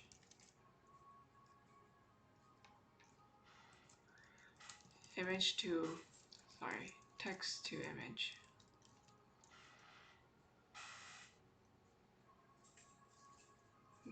If .com doesn't exist, what would you go next? In the past, I've been picking just the cheapest one. I think the .tech one always has like bad vibes though. Yeah. There's .online, .dev, .website, .space.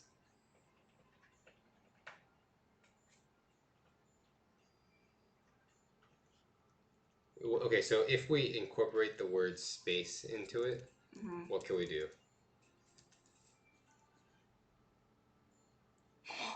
Image.date? Image date. Image dot what? Could we...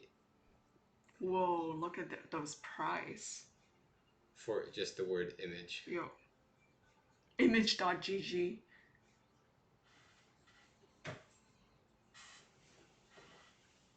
Image.berlin. Image.organic. Can we make some organic image?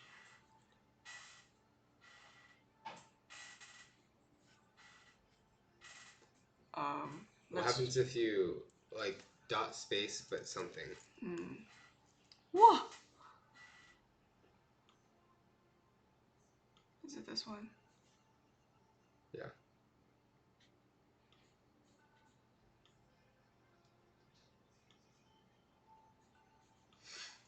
Crazy windows. Okay, we're back in business. Could we just do like image alchemy.space or something like that? Did that one exist if we did it? I think it did. The I feel like space that's still fairly means... long. Yeah, true. Can you do image alchemy but .ly? And alchemy. Malcolmy, image of alchemy. What are like how about some of those like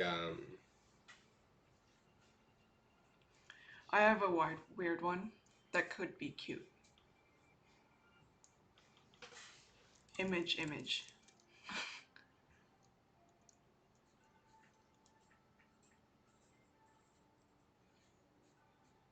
Some exist. dot space? Image dot app dot xyz.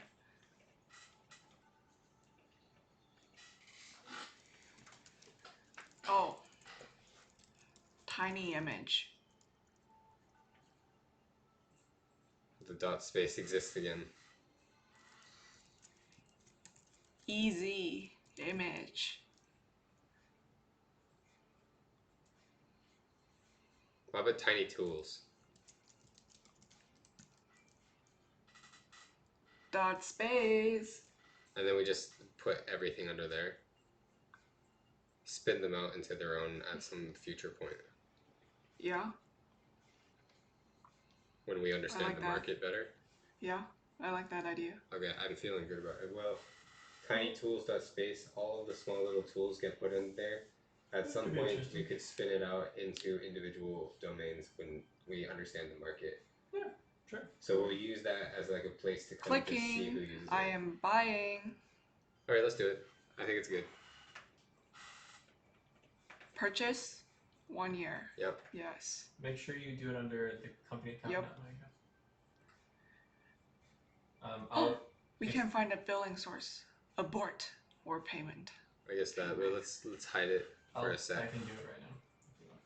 Okay. I'll So, also do the Google Analytics thing, so you don't have to sign in if you want. okay. Okay, so you'll just give us the I'll paste it little into the iframe framework. thing, right? Yeah. Okay. Well, the tracker is slow. Slow. I'm moving toward the first tab. Oh, yes. Reaching it. Okay. Log in. Okay, we're back in business.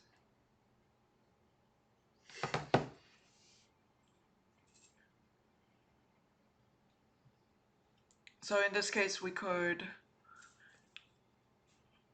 work on changing the color or do some CSS on this column or fix confetti. Yeah, that's the one.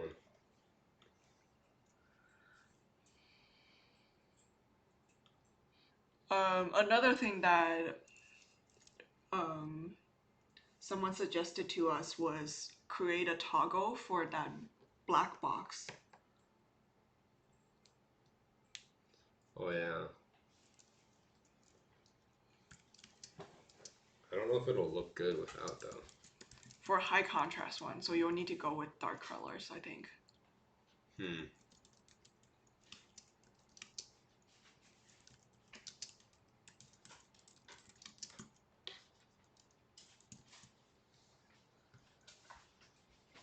Look at the single confetti Why is it going? dropping right there.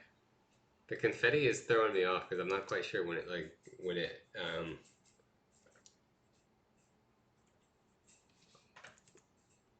shows up. Oh, there you Yeah, go there's like again. one.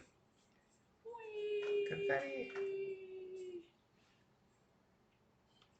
Okay.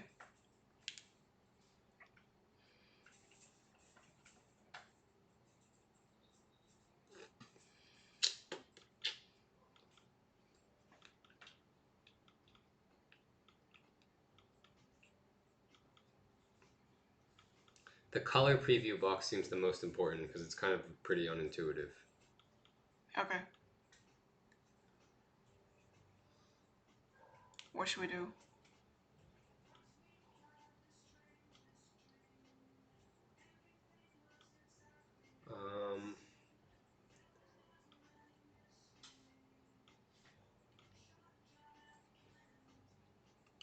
I think I need to write this one probably, or take Okay. the lead on this one. Yeah, sounds good. Okay, we'll switch. Switch.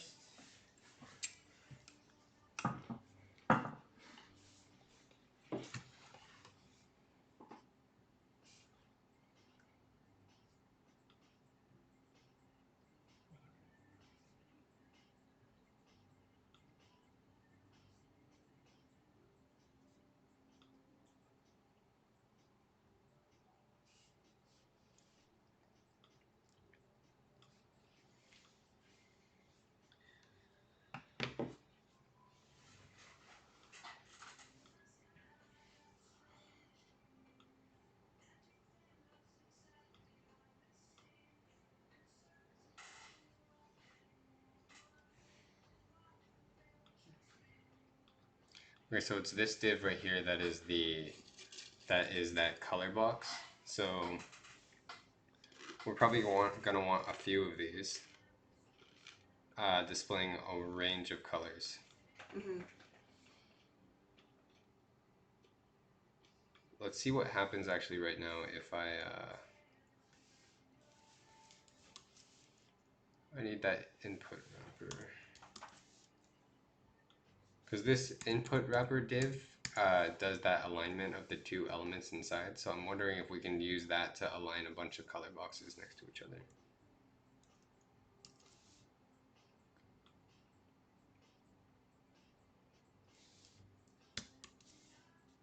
And let's change this to class. And then in the JavaScript, at some point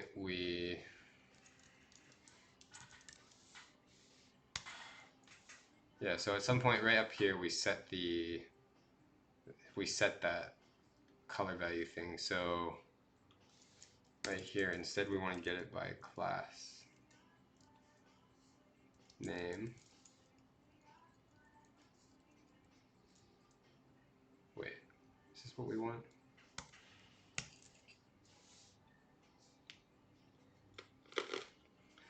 Get elements by class name.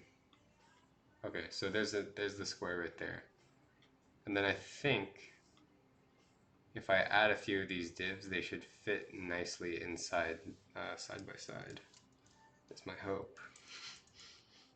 Easy. Okay, that's weird. It's just moving a little bit to the left.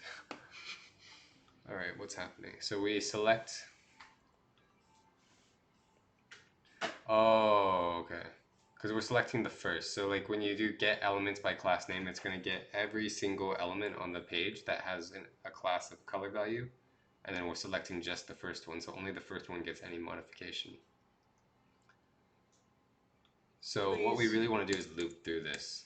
Or query selector all. Oh, what does that do? It grabs all of the elements that have the class color value. But if you're familiar with this, let's do this. I haven't seen this one, so it could be cool to see it.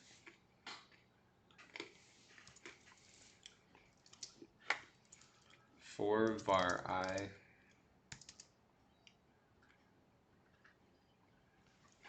yeah, so for var I equals 0, I is less than color value dot length. So like there's a bunch of, potentially there's more than one color value. Whoa! Are Did you see seeing that? this? That's really, really, What? you don't even want to know. The tracking code's in there. The domain's verifying. Cool. In glitch? Yep. Which page? The index page. Cool. Thank you.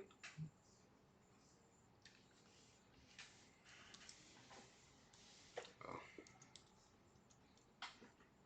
Okay, this is...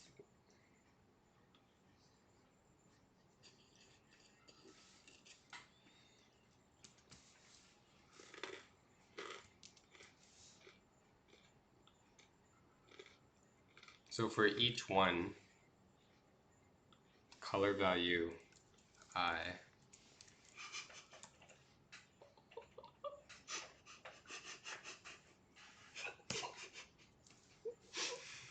Alright, I'm not. That's. What? Wait, Will. Help, please. Help, Will. Will. Something went really wrong and it's destroying everything. I'm in like a text replace mode. It's very bad. Do you know anything about Windows? Because I don't. I don't know how to use it with a controller, and that's about it. Okay, try typing something just so you understand what I mean. Just click. It replaces. Do you know?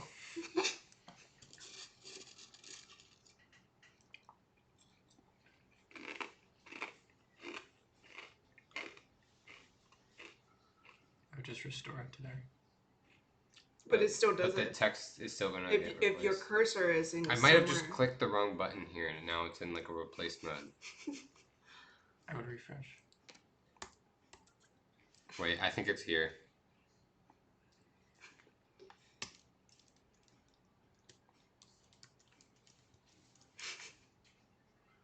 Oh my goodness.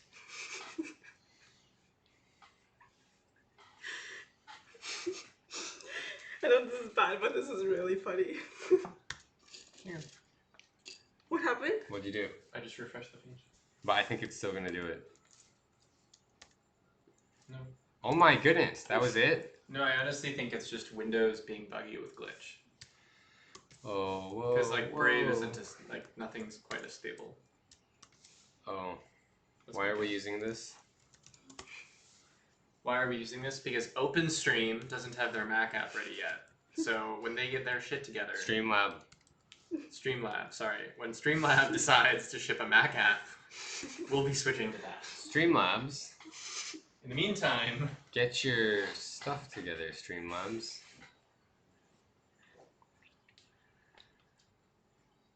Uh-oh. Everything is broken. Wonderful. Wait, do you need to select color value I? Yes.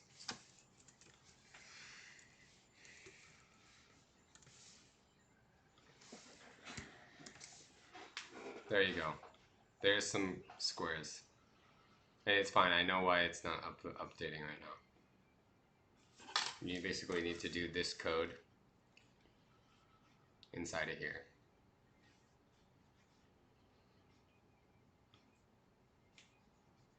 We can remove all of that. Then remove this. Then if we reload and change the color, all of them are going to go together.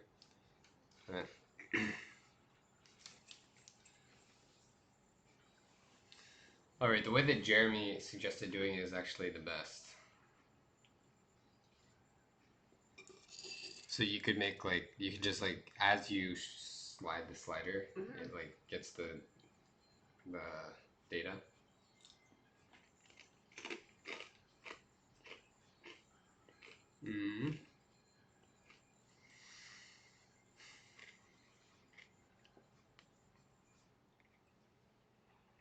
Let me think. I can write a little thing on the server that uses this library and gets all of the color IDs for this variation. So when the server starts, I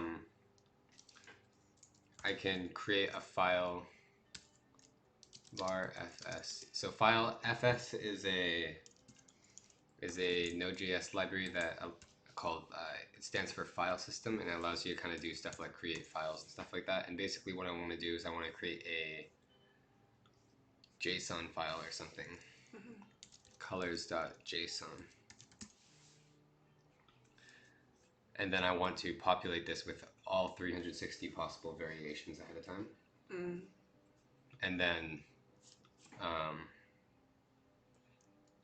yeah, so we can just load it in via that. So let's give this a shot. So Node.js file system write to a JSON file. Okay. So we import We could the store it as an image. Wombo was suggesting. all of the colors, but then you have to parse the image later on.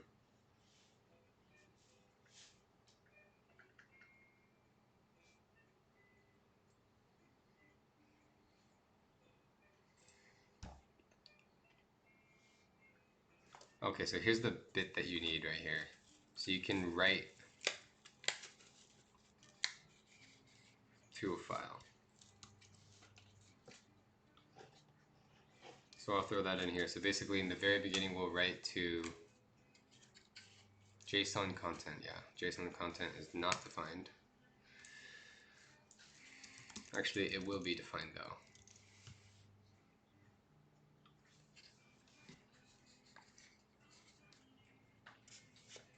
Okay, so we need to pass in the JSON object stringified.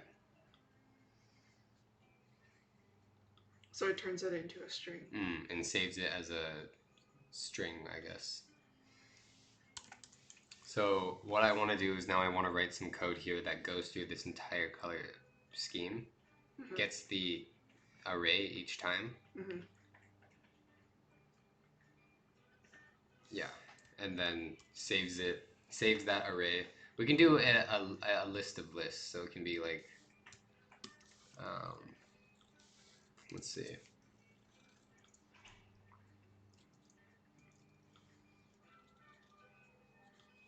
Yeah, so each index in the list will be another list of colors.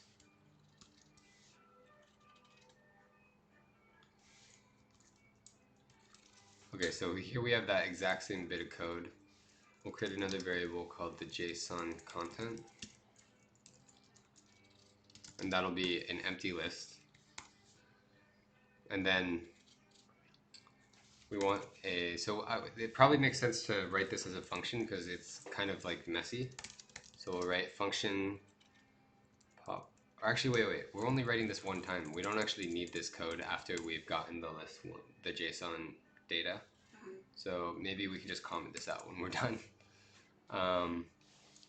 Okay, so what we want to do is we want to for var I equals 0, I is less than or equal to 360. So we go through all of the values, all the hue values. We'll in I++, so we'll increment I by 1, and then we'll basically just put this code in there, generate all of the colors.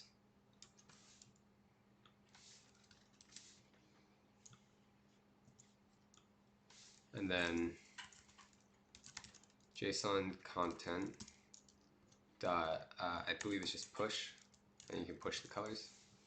So we'll push all of the color combinations to the JSON content variable, and then write file should do its thing. It's not reckoning, oh, color ID, oops, yep, so we're passing in I instead now. Okay, so I'm not quite sure how to run this piece because usually I would just restart the server, but I think if we just reload, it'll do it. I'm not quite sure. It will not. Oh, wait.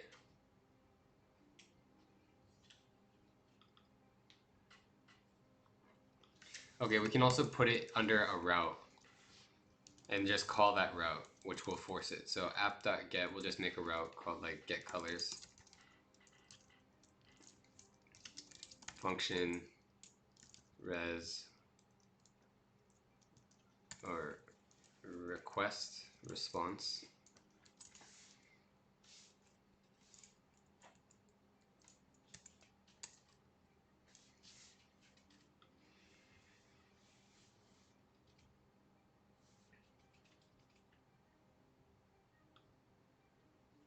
Wait, how come it's having a problem with that? What does it? What? Oh, oops, I have a period here.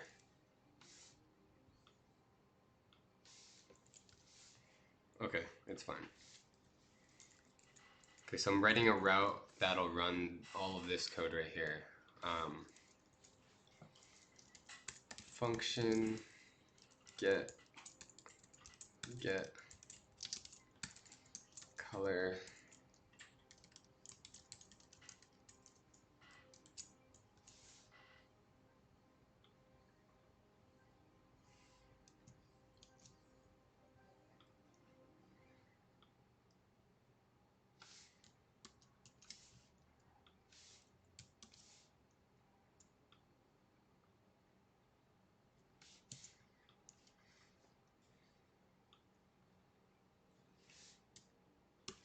Okay, so when you hit this route, it's gonna run this function. And then we'll just return res dot send got colors. Okay, so let's hit this route. So we'll just go here, we'll reload, and we'll do slash get colors, I believe.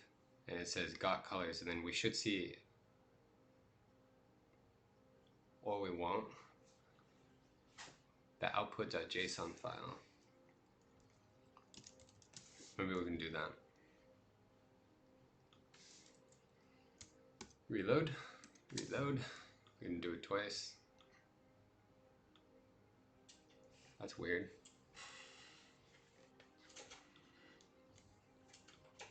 I wonder how you run stuff on the server.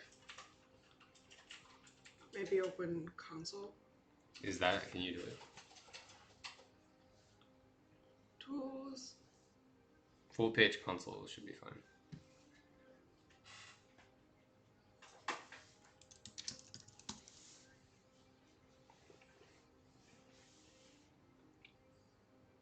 Run the refresh command. What are you trying to do? We're trying to force the Node.js glitch file to. Oh, I got it. It worked. Here's all the data. What was it? I did the refresh command. Mm. Although, how come it's not looking what I expect it to look like? Maybe it is. Because it's just like empty.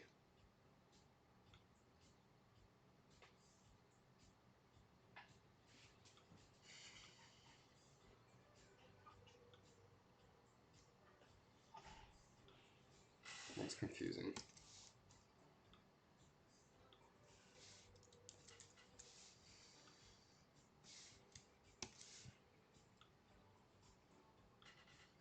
Oh wait, oops, you have to run refresh.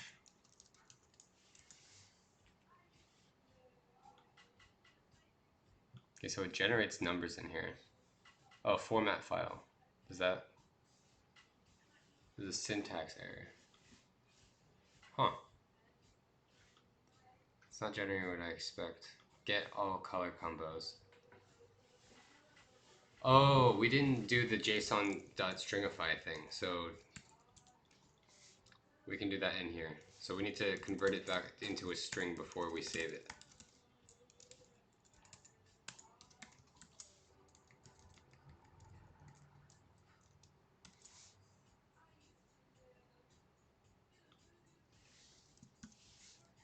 Oops.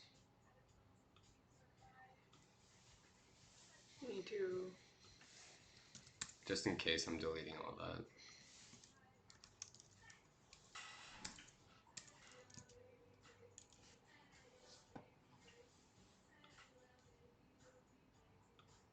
Oh, output.json has it? What? I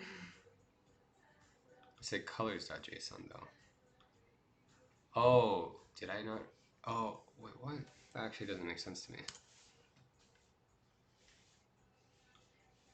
It should have wrote to colors.json. It's writing here and it's wrong again.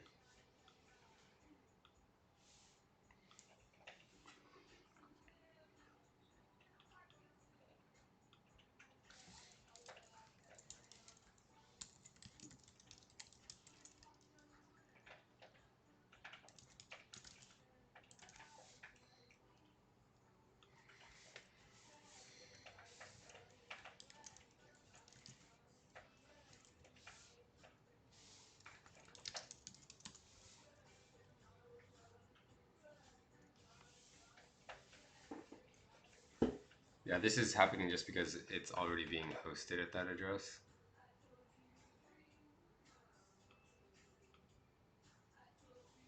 It's not what we want.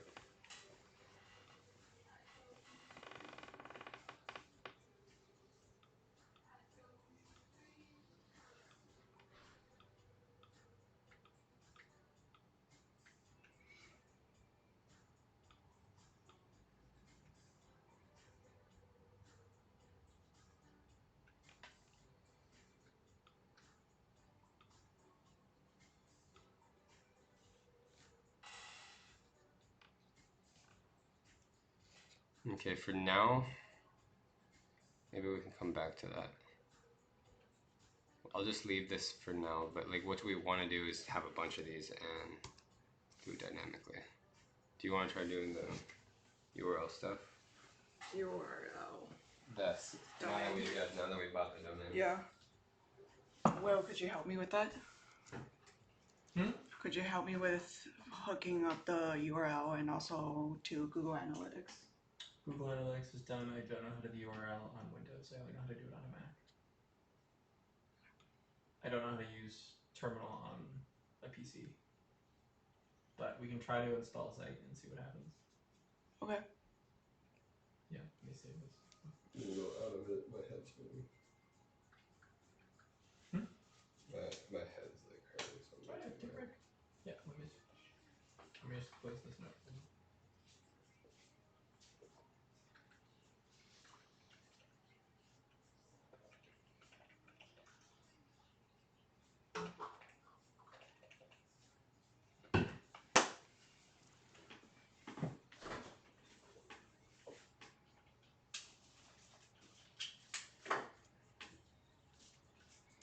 So we've got the domain. Let me refresh this page. And here's the Tiny Tools.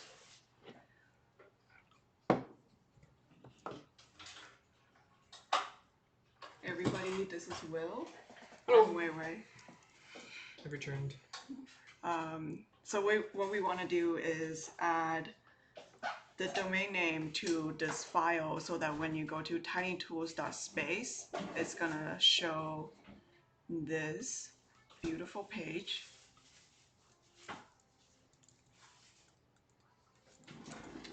We're also going Right to want to here. put connect Uptime Bot to it. Oh yeah, so that it hits it. Yep. And make sure that the page is alive instead of going to sleep. All right, let's write that down just in case we forget.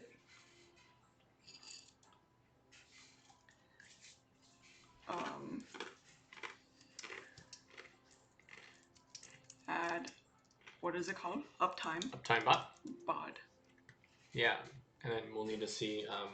We'll try connecting stuff on Windows and see how that goes. And if that doesn't go well, then we can try connecting stuff on Glitch. Let's try.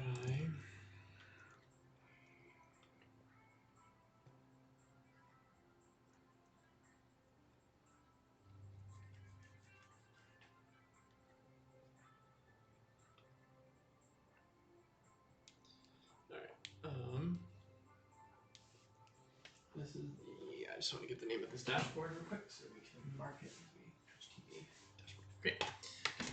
Okay. So for starters, if you want to go to the index file real quick, we can show people what we added.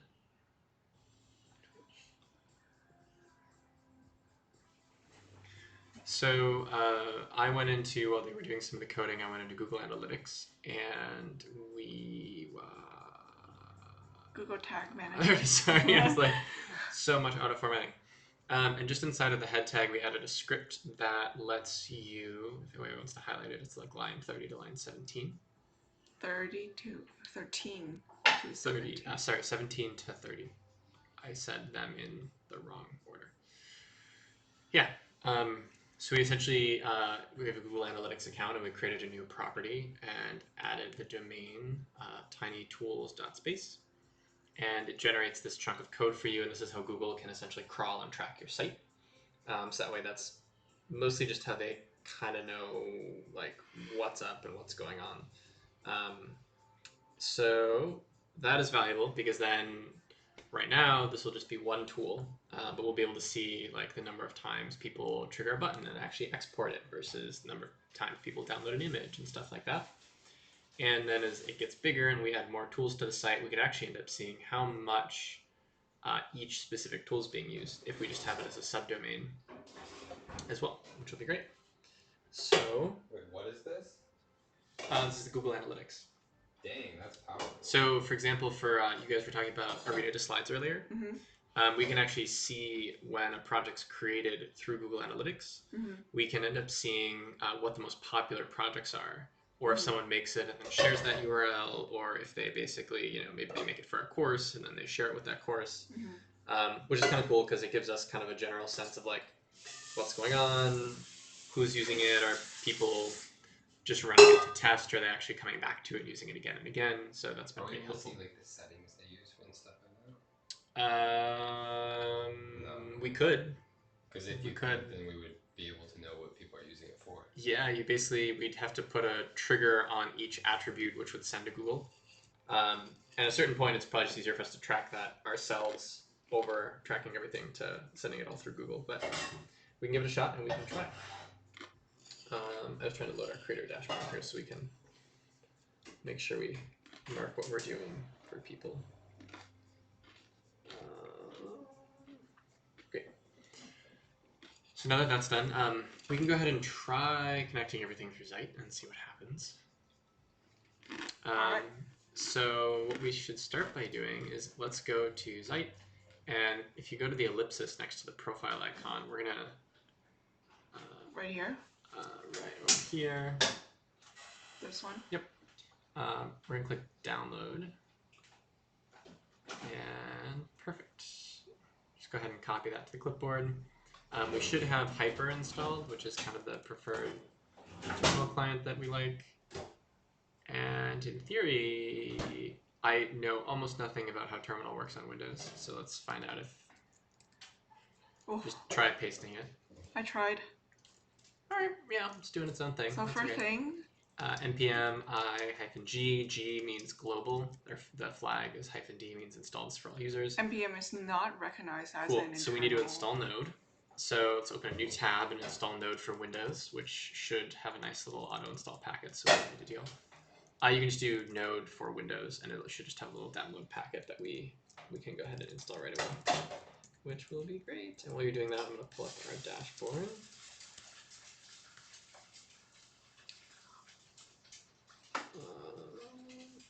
Windows installer. What's LTS? Oh, I see. So anytime you see LTS, that's long-term support. So it's so it means stable. they'll maintain it for a while, which is always kind of nice. Look at this beautiful Windows desktop. I know. It's default because we don't have a license key.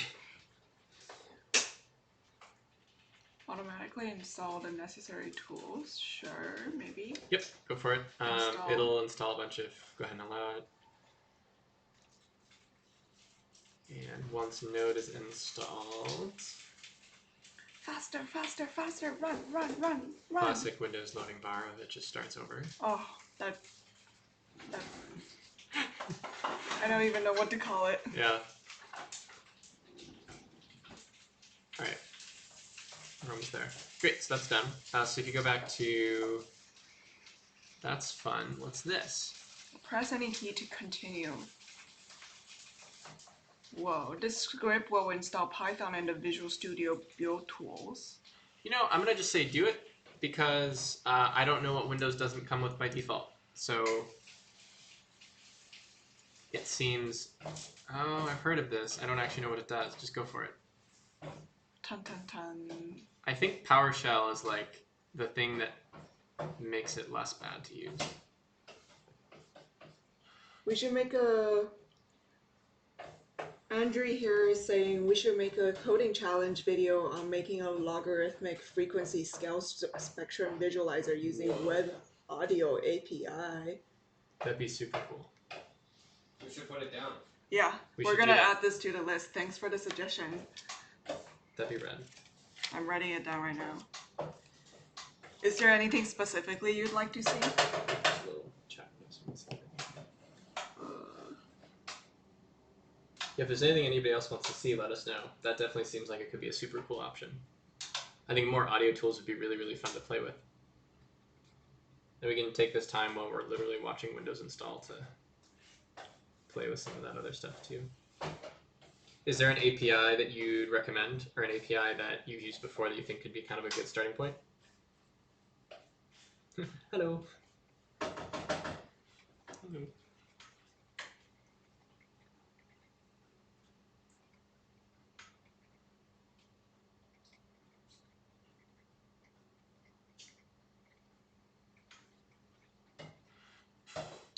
All right, we're gonna do something weird. Let's see. While this is going,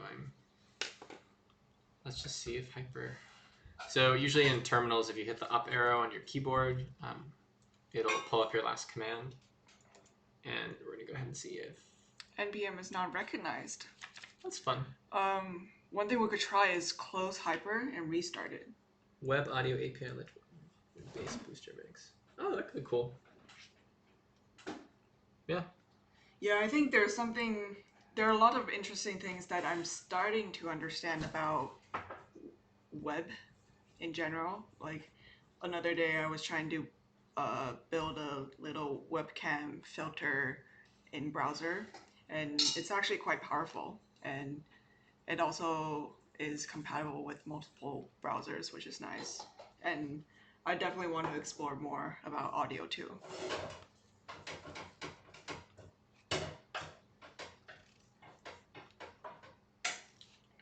Let's go ahead and see. Whoops. Load Windows. I thought all we would need is Node, but we can also. In the past, whenever I installed Node, I also magically ended up getting NPM, so I kind of was hoping that would continue to be the case. But this mouse is a little weird, huh? Sometimes it does weird stuff. Let's do.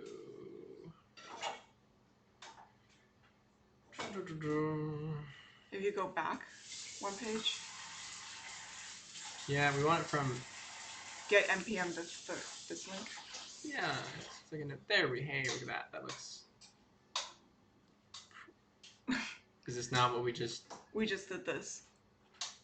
All right, cool. I'm gonna assume that this is doing something fun that is causing that to happen.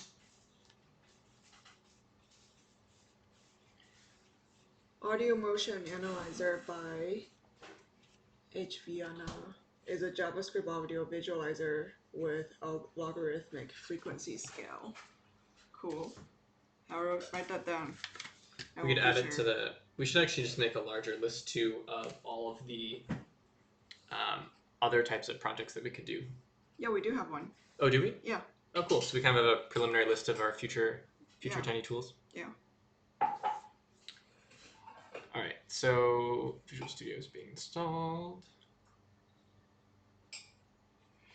Apologies for all the lovely loading windows that we have.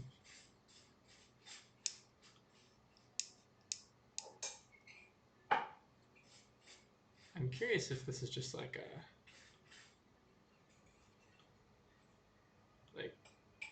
does Hyper just need to restart?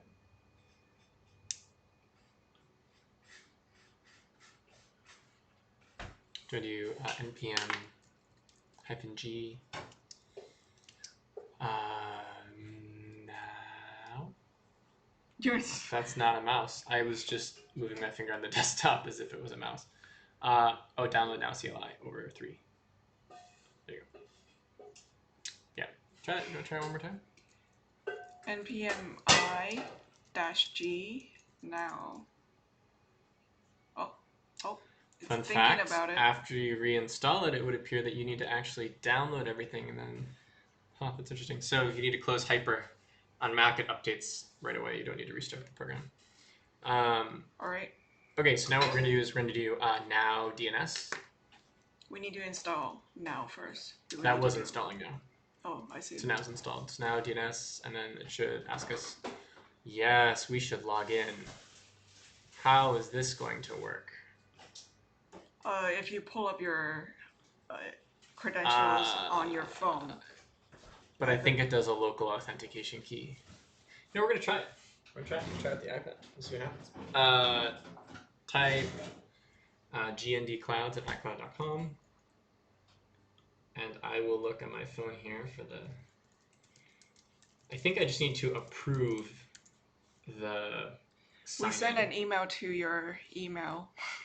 Cool. I really Please hope follow that's. the Oh, hey, steps look at that. provided inside it to I got make an sure the email. security code matches. I'm gonna verify. Claims it's verifying. Confirmed. Done. So now if you do now DNS, it should show one domain, which should just be the one under my own account, assuming I gave you the right account. Excellent. Do you want to explain what now is? Yeah. Sorry, what Zeit is? Zeit. So we've been using Zeit for quite a few things. Actually, if you want to, you can go to the Homepage? Oh, this is mine. Yep, these are all of the fun projects that are not really launched but are buried in here. So essentially, now does a couple things. They're essentially a distributed server host. So every time you put something in there, they distribute it throughout all of their servers. They specialize in something called static hosting. So anytime you write an instance for them and you put like a static website online, it's basically just hosting like static HTML pages. So it's not, you can put something like React or Node or something like that on it, but it purely uses that to compile the site. And they actually have their own special API that lets you run functions and call functions only when they're needed to reduce overall server time. So a lot of servers are just kind of on running Node all the time. Theirs only trigger when the specific function runs. They do that through something called a Lambda function. I don't know a lot about Lambda other than it's something that Amazon, I believe, started using first, and they've now started to use as well. They launched domains maybe a year or 2 years ago, and they're really, really helpful for getting projects started because they're very, very cheap. You need to take some time. We don't fully have our own head around their API yet, but most of the sites that we've been hosting have been able to be relatively static, but we've kind of centralized everything we do through them so far. And as you can see, like they have just 2 fingers, inverted scrolling. There we go. Whew. All right. So because of that, they have built-in GitHub integration. So as soon as you deploy something to a master branch on GitHub, it'll automatically deploy here. It's really convenient. If we go back, we can see the, like if we look at the Tiny Factories account, for example, these are some of the other projects that we have up and running. Something that's really nice is they save all of the past versions that you've done. It's a project that we're working on at some point, and that will at some point launch as this thing called Component Guide. So it takes you to the GitHub repo right away if you want it. Otherwise, I can actually click into this and it'll show me a history of all the past deployments. So I've done 3 of them here. Obviously, we haven't touched this project in 138 days, 83 days. But every time we push it, it'll save the last instance. So it's really handy where if you are kind of a new dev team and you accidentally deploy something, you can very, very, very quickly roll it back, which is fantastic. And then as well as it kind of manages all the domain stuff for you. So you can just dump all your domain stuff in here and it'll automatically take care of all of it, which is pretty handy. So if we go to see our domains, these are all the domains for just different projects we've done. And they basically configure all of it for you. The other thing that's really nice is their DNS system is very well distributed. So a lot of the kind of other latency issues that you might have if you like set up a server on DigitalOcean, your server might be on the West Coast, but someone in Japan might be accessing it. Their servers are distributed all over the world, so there's almost no speed difference based on where you are, which is super, super nice. And actually somewhere, you can see, oops, not that one.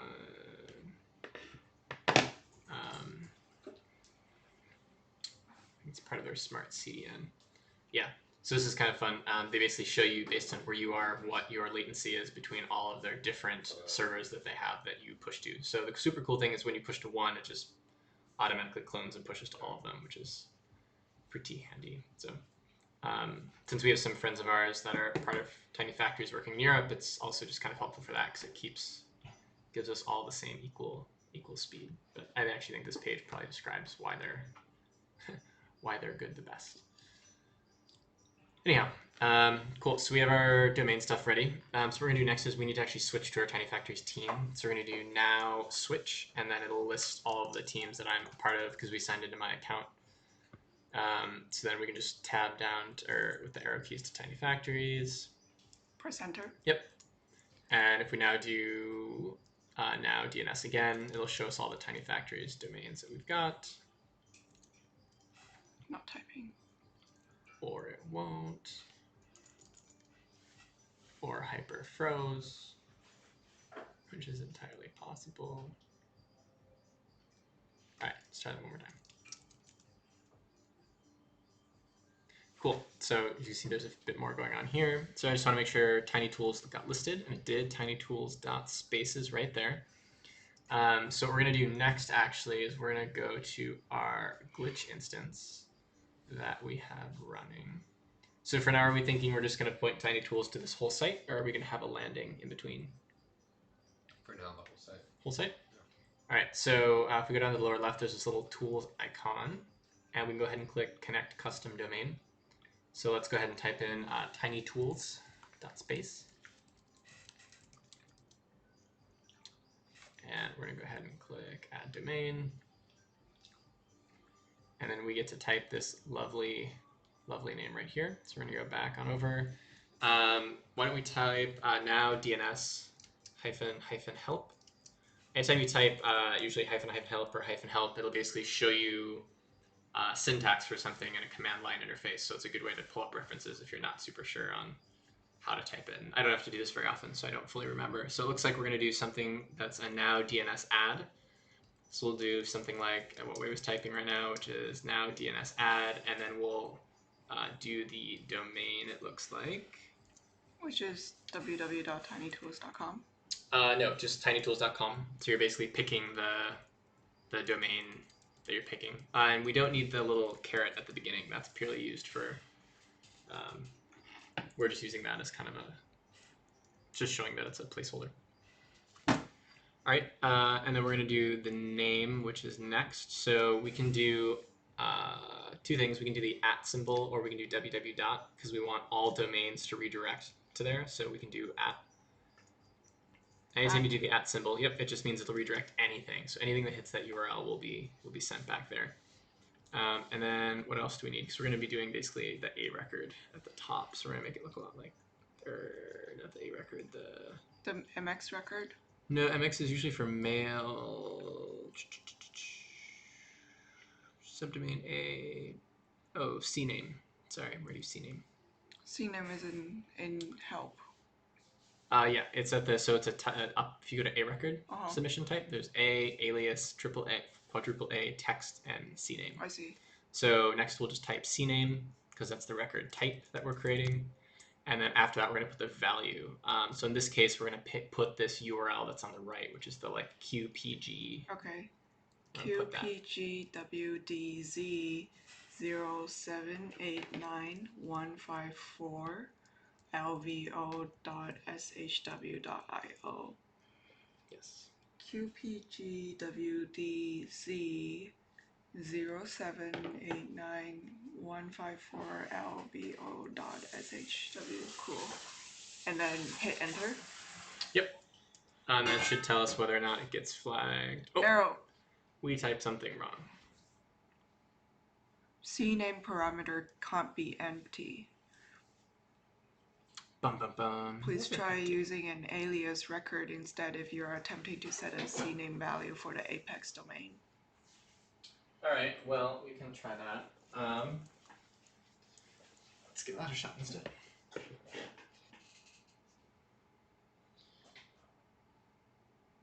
So usually, that's what I thought we did last time, but maybe not. Let's scroll up and see what we did for one of the other glitch sites. If you scroll up in terminal, it should show us how we set one of the past ones. So it looks like our CNAMEs are almost always that. So we were looking for something that ends in shw.io, which I think is animal text or FriendNDA. So Animal text is right here. So we did a CNAME. Yeah, that's interesting. Okay. So we clearly just typed CNAME wrong. All right, so let's try that one more time. What did we get wrong here? CNAME is spelled correctly. Yeah, so it just means we got the order wrong. So domain we did, and then subdomain, which we then did, and then CNAME. Let's see.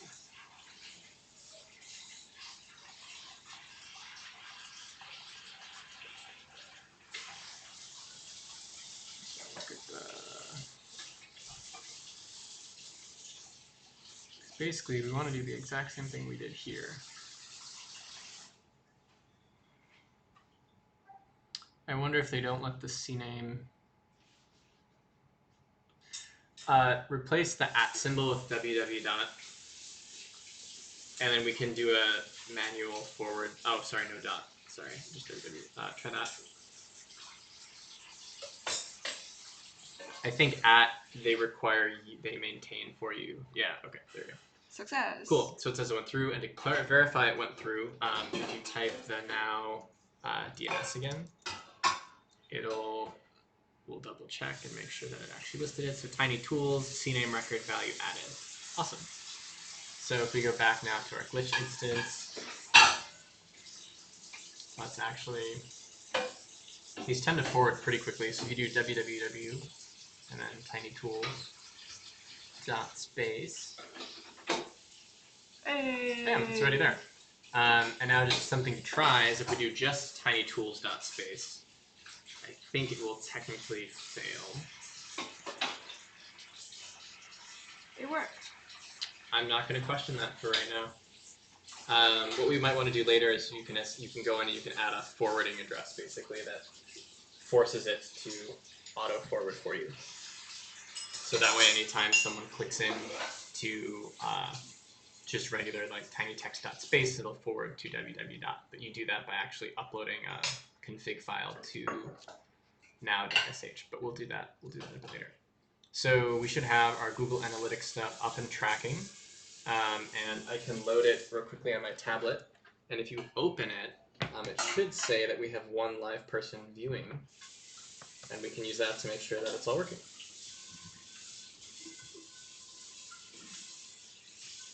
Let's see, Google Analytics. Oh, logged me out. Log back in.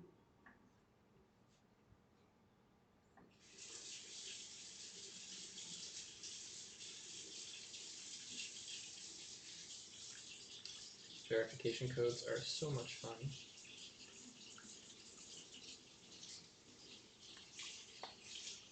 All right, we're gonna go to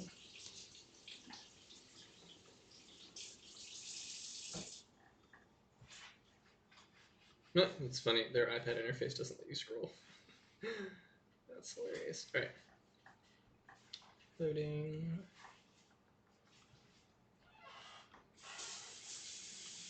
All right, so Google still has not crawled it. But if we load it, yeah, it doesn't know it's there quite yet. That's okay, we'll get there. Also, the other thing we'll want to do a little bit later is we'll want to make sure that it knows it's a secure site, because right now it says it's an insecure site. But good, the generator and all that is still happily generating away. I actually want to turn the drop down. I want to make triangle as the default because I feel like it's cooler. Also, maybe there could be some default text in the input box. I think we added that. Placeholder, but like actual text. Because I think the placeholder doesn't actually like show up if you click generate. Just right. Like there's an example.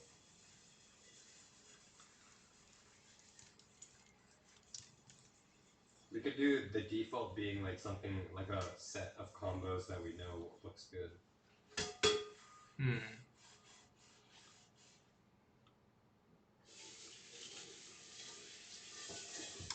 I feel like we can still clean up this interface a little bit. Yeah. It's not the prettiest in the world. No. It needs some love, I think. All right. What else did you wanna try to get done?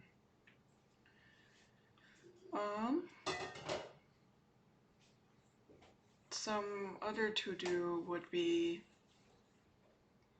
Do you want to mark the ones we've done? yeah, let's mark it. Edit that, update that file real quick.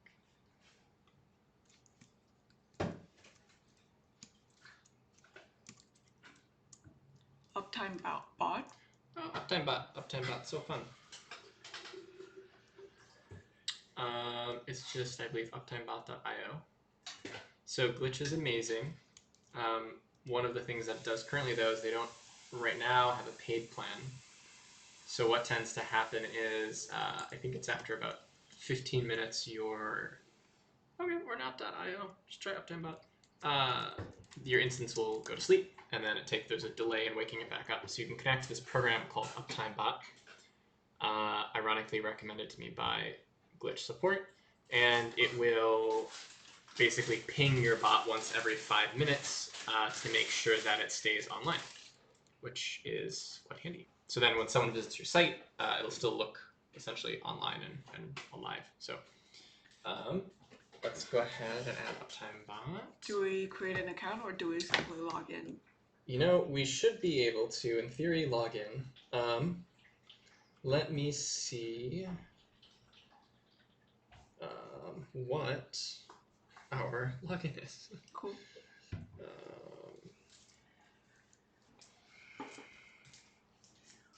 What we're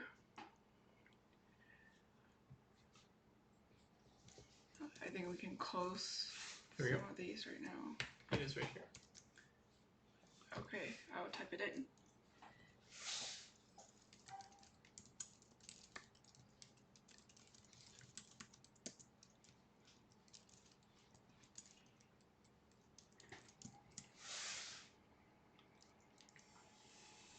Yes, magic. Save. We got that working in first try. All right, so we're gonna click Add New Monitor, and we are going to select monitor type. It's just HTTPS. Yep. Friendly name can be Tiny Tools. Let's call it Tiny Image Tool. URL tinytools.space. Monitoring interval. So that's the amount of time. I believe they sleep every 12 minutes. I've just left it on the default of every 5. Let's do. And then it'll actually email us every time it goes down. Not that we have a lot we can do if it goes down, but it'll at least tell us when it is down, which is okay. Do I need to select alert?